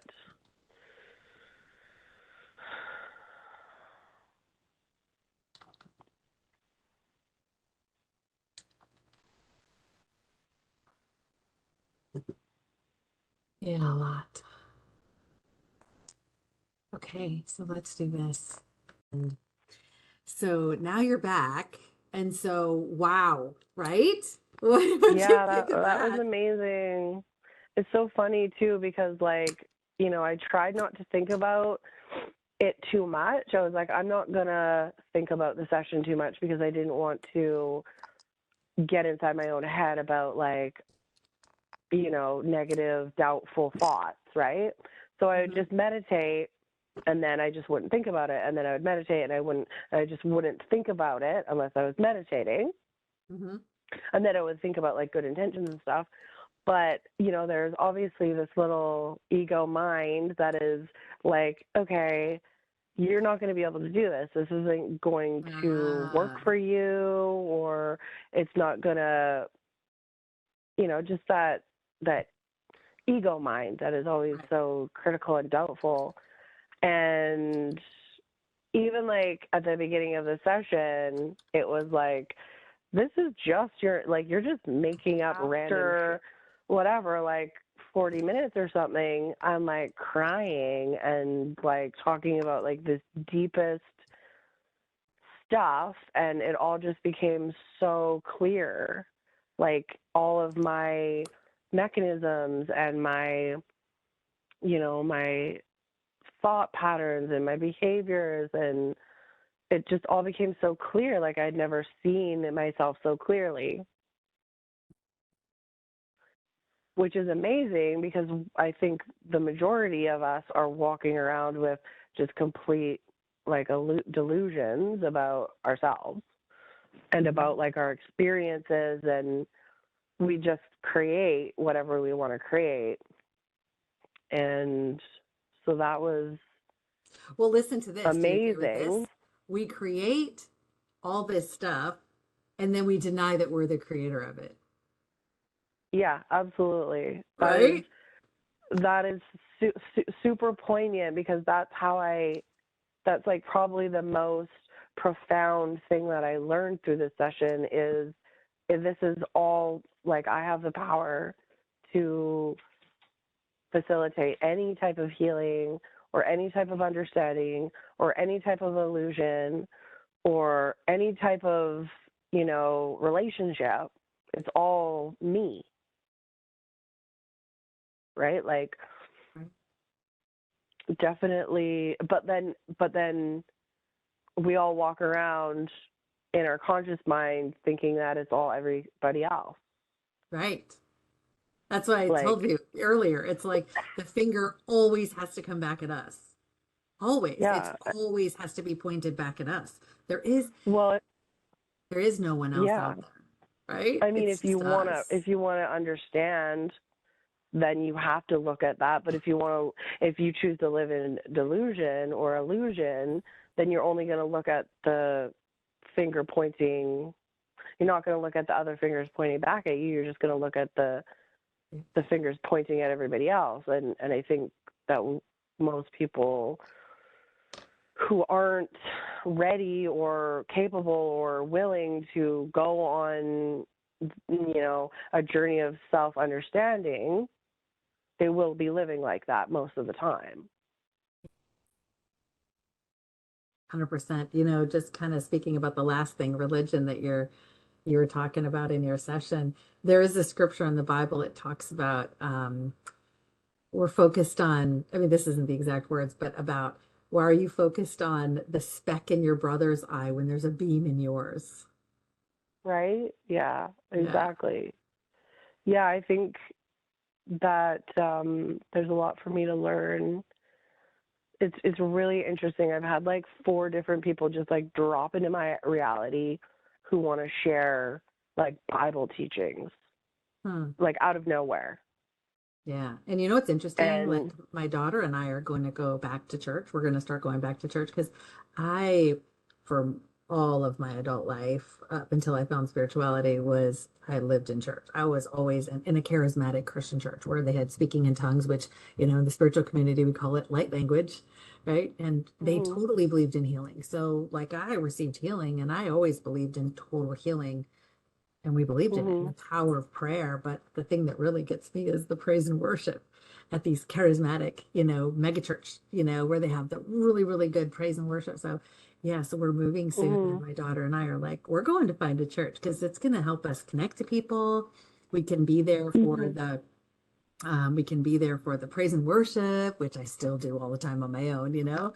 But mhm, it's a connection. But I have a really strong background and foundation in Christianity, and it comes up all the time. I mean, yeah, I can see through it mhm, now through the stuff that's not in alignment with truth with a capital T, but mhm, there's so much good stuff in there. And then my relationship with an ascended master, Jesus. Like you can't Yeah. I mean, wow, Yeah, absolutely. And, I grew up in a family that was very, against the church because of the, what happened to my grandma. Yeah. But it doesn't, that doesn't define my relationship with God. And I try to just have a more broad understanding, and I want to have multiple perspectives, not just like the perspective I grew up. I'm different than my whole family. Like, I'm a very spiritual and nobody else is. And I'm kind of like the kooky one who like believes in weird shit. So I just feel like, who knows where I'll be in 5 years. Maybe I will be going to church. My husband's family is very religious. They're Catholic, and I don't know a lot about the difference of religions, right? I don't study them or anything like that, but I always feel very connected to praying. Like, I pray to God and I pray to Jesus and I pray for my son and I give thanks, and that doesn't seem too bad to me, Yeah. you know? Yeah. Yeah. I Yeah. think your higher self had some great advice about that. I mean, your session was just full of amazing, great advice. And I normally don't have people go on and tell me about a second life when they go into it. I cut it off so we can get right into the higher self. But for some reason, I just let yours flow. And I'm so glad I did. Like, I felt like, nope, stand back, Tracy. Just try to shorten it, get some highlights from what happened in that second life because it was so, so, so relevant to your current Yeah. life. That was just incredible. And I feel like too, like, the limitations on what I can achieve, like, I understand that more now, that like Mhm. how it pertains to my past life, that if I was carrying that, and I feel like I live in this box of achievement, like capability, and like I can't get, I always feel like have felt really reluctant to try to like achieve something beyond my pay grade, like, oh, I see these other people doing it, but like, oh, I can't do that, and now I understand why. Right. Right, like the whole like, Mm. you were born into this situation and that's all you're ever going to be mentality. Yeah. um totally understand that. And I also have understand more now about, it's so funny because I thought this session was going to be really like like, what's the word I'm looking for, like, Uneventful. yeah, I thought it was going to be super uneventful. Like, my inner critic was like I didn't really truly believe that, but my ego self or my inner critic was like, don't be shocked or disappointed if this, for some reason, it doesn't work on Oh, you or wow. whatever. Yeah. Yeah, No, so I feeling real. told you last night it was going to be great. I was like, oh no, she's doing the Yeah, meditating, she's doing the work. She's meeting yeah, the energy there. It's going to be good. I knew it was going to be good yeah, for you, but I didn't yeah. know it was going to be this good. I I feel like mean, it I'm was, sitting here yeah, learning a ton listening too. Like, oh my yeah. gosh, this was so amazing. And that whole thing about feminine and masculine energy and the mountain and the river. I was like, wow. I think I wrote in parentheses somewhere here, like, I see you writing a book. I see you writing a book about all this stuff. Because Yeah. when you tap in, you are tapped in. Hmm. Well, I've had a lot of like spiritual teachers tell me that I do have some gifts that I just don't know I have, and that I'm meant to be like a healer and to facilitate other people healing, but like I need to tackle my own healing, and Yeah. I need to tap into my own intuition more and to like like peel back the layers to really find my true self. Yeah. Because this theme, like every time I'm really into like spiritual stuff, so I dabble a lot, and I have sessions with people and do different things just out of curiosity, but it's the same theme comes up every time. which is to me like there's no way that it would come up 10 times in a row, you know, which is Right. really It's just, interesting. yeah, it's just when you're, I was gonna ask your higher self, but I felt like I was just really loudly being told the answer. I felt like asking your higher self, like, is there any further training or classes or whatever? But I really felt like I was hearing loud and clear because I mean, we went so far over time wise, right? But I felt like I was Yeah. hearing so loud and clear. Like, are you kidding me? Do you hear what's coming out of her mouth? Do you think she Yeah. needs like outside classes and training? Like, she's literally tapped Yeah. into all the universal knowledge right here. Like you can hear it pouring out of her mouth. And I was like, yeah, true that. You know, and going That's, into the forest. And when you start talking to the trees and Mother Earth, and I'm just like, yeah. I hope she has a journal with her so she's not like me and doesn't forget it all. But I mean, you're just gonna have all kinds of lessons and teaching. My daughter's 16. She sits in the backyard. Her school, I pulled her out of school. Her school is the trees in the backyard and Mother Earth. So And cool. that's her and creator. That's her Yeah. teacher every day. Yeah. And she brings back her spiritual books and lets them talk to her through her books and her angel cards. And, so she'll Mm. research things that are of curiosity, curious to her. But yeah, that's her teacher.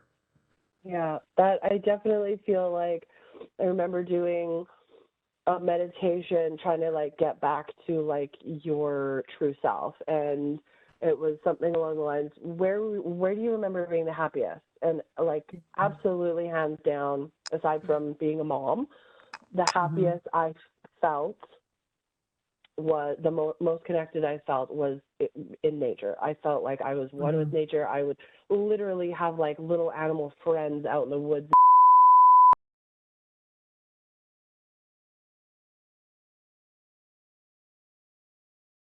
And sorry for swearing, but I just felt like I was in, like, looking back and the feeling, it was like I was in a different like plane of existence, like a different frequency altogether.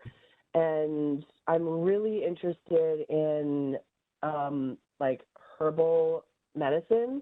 So all Mhm. of my healing, physical healing, is done through herbal medicine, and I'm learning from herbal medicine, and like that just to me is like God's medicine, you know? It's like another form of, on a physical level.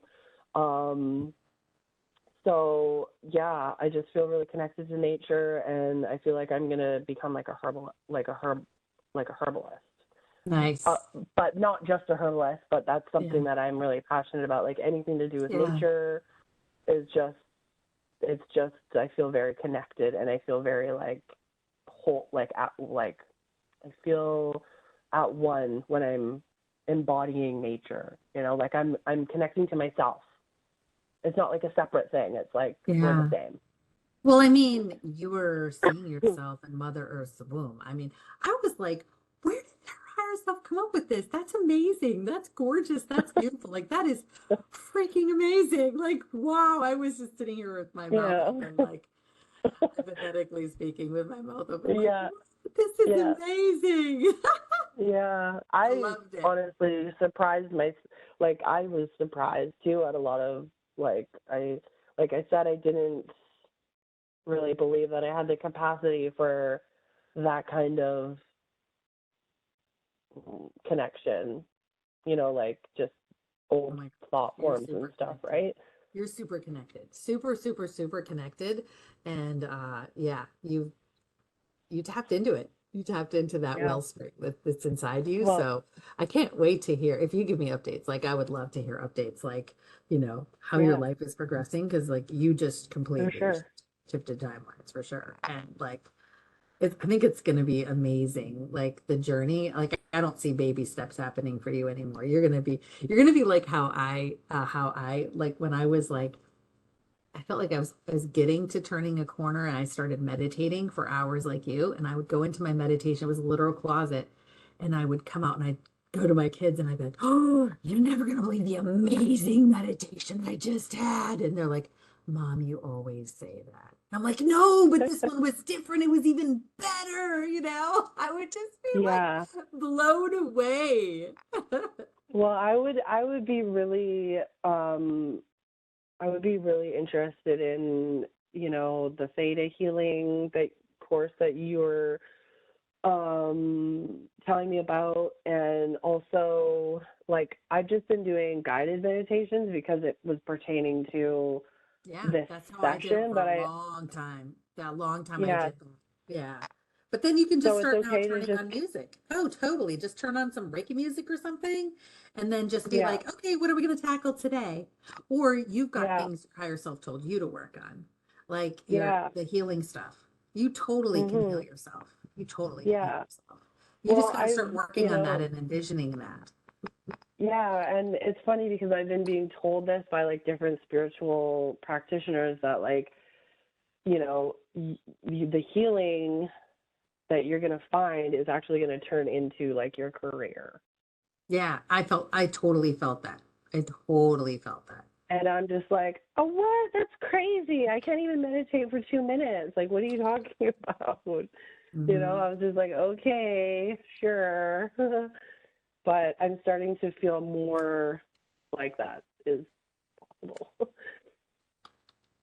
Okay, ONYX, right? ON. Yeah.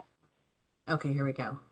I'm going to send you an email right now that has your post session aftercare instructions because you just had psychic surgery.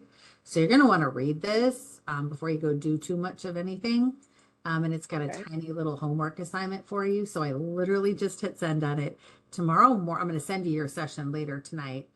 But either that or tomorrow morning, but probably tonight. I can get it to it tonight. I just got to go pick up my dog from my friends. But Yeah, no rush, honestly. I'm gonna It's all good. in the morning, I'm scheduling an email for you that is gonna give you, I mean, I know you're gonna do all the work on it, but it's gonna kind of, oh shoot, I accidentally, no, I didn't send it. Okay.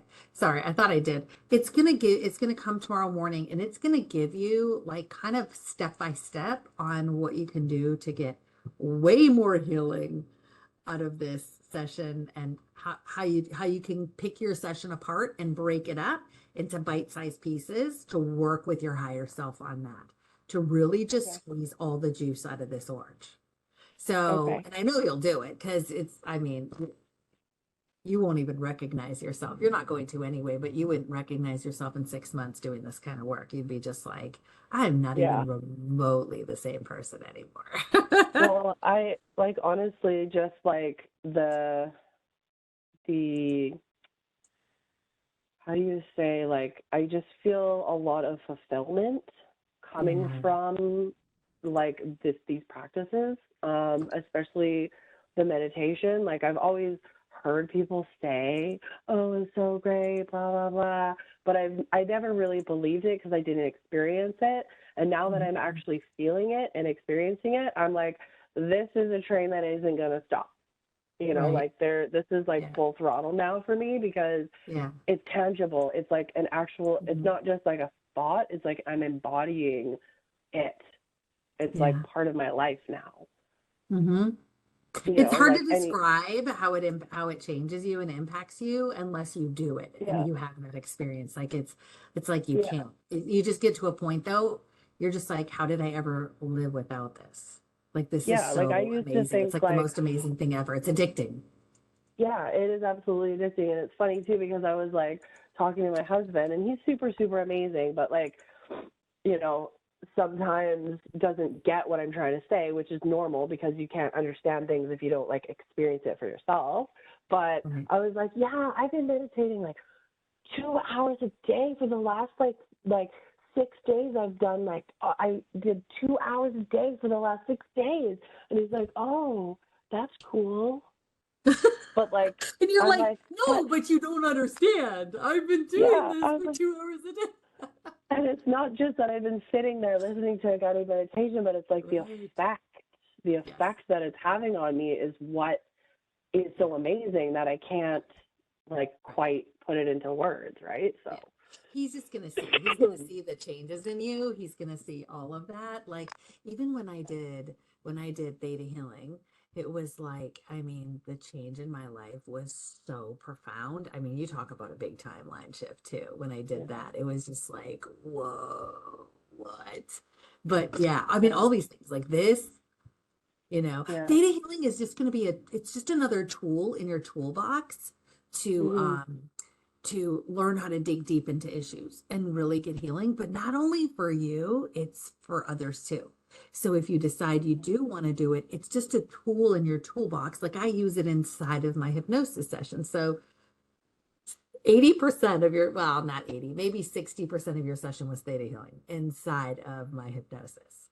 And so Oh, okay. it's just another tool to use to help others, if that's the trail you go on, to help Mhm. others in their healing journey.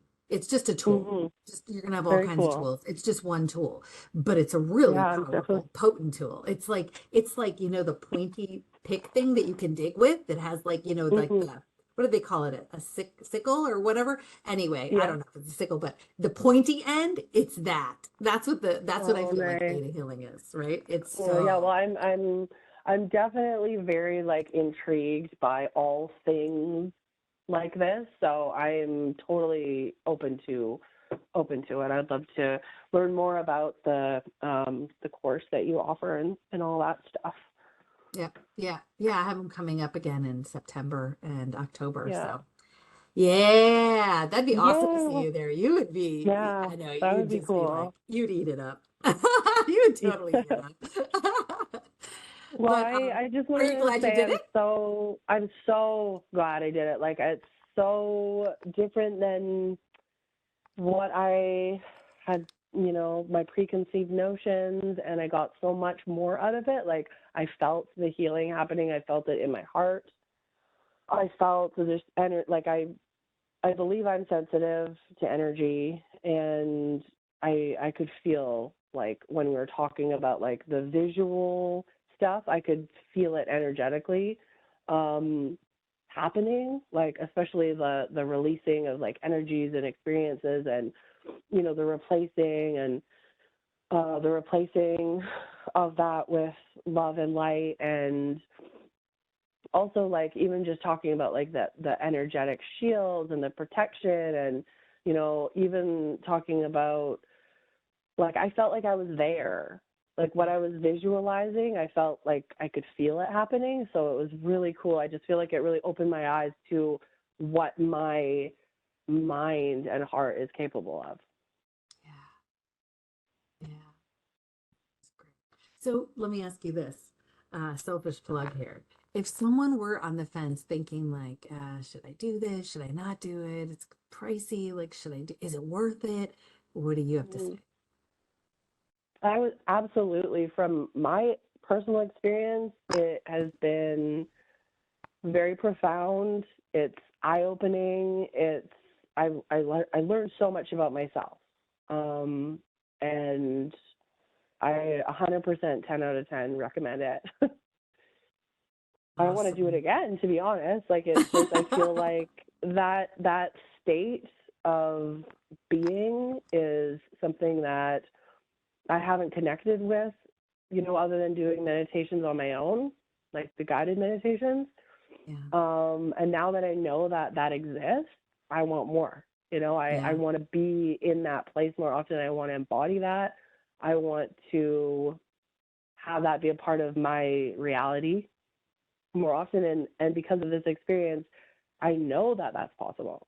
So it's yeah. like it's opened up a huge door filled with more possibilities and opportunities and beliefs. So super appreciative, super grateful for the session. Just totally blown away. Awesome. I thought it was so Yeah, amazing. I can't wait for you to read the yeah, notes and really digest this yeah, stuff. That's going to be the fun part, is really yeah. diving into it. It's so strange because I feel like I went from like one, we'd be in one like um, place. I'd be imagining and practicing, and you'd be leading, and then all of a sudden we're in a new place, and it's like the other place seemed like a dream almost, and it's like I feel like it was like I don't want to lose that. I want to go back in and dissect it and understand it and have it, when I wake up tomorrow, I don't want it to be something I forget, you know? Oh, no. And that's what I'm saying. The email you're going to get from me tomorrow morning is going to show you how to get more of that every single day. Like, Cool. you'll see when you see my email, because I come up with that whole after plan. You're going to see it Yeah. starts with the email you Yeah. got from me now. So make sure you read that as soon as possible. Okay. But it starts with that one, and then it goes on to the one you're going to get tomorrow that tells you literally how to keep the session alive, so to speak, for months. Yeah. Okay, cool. I'm very, very interested and intrigued. I can't wait to see. Awesome. I'm going to end the recording here. So just let me hit end on the recording.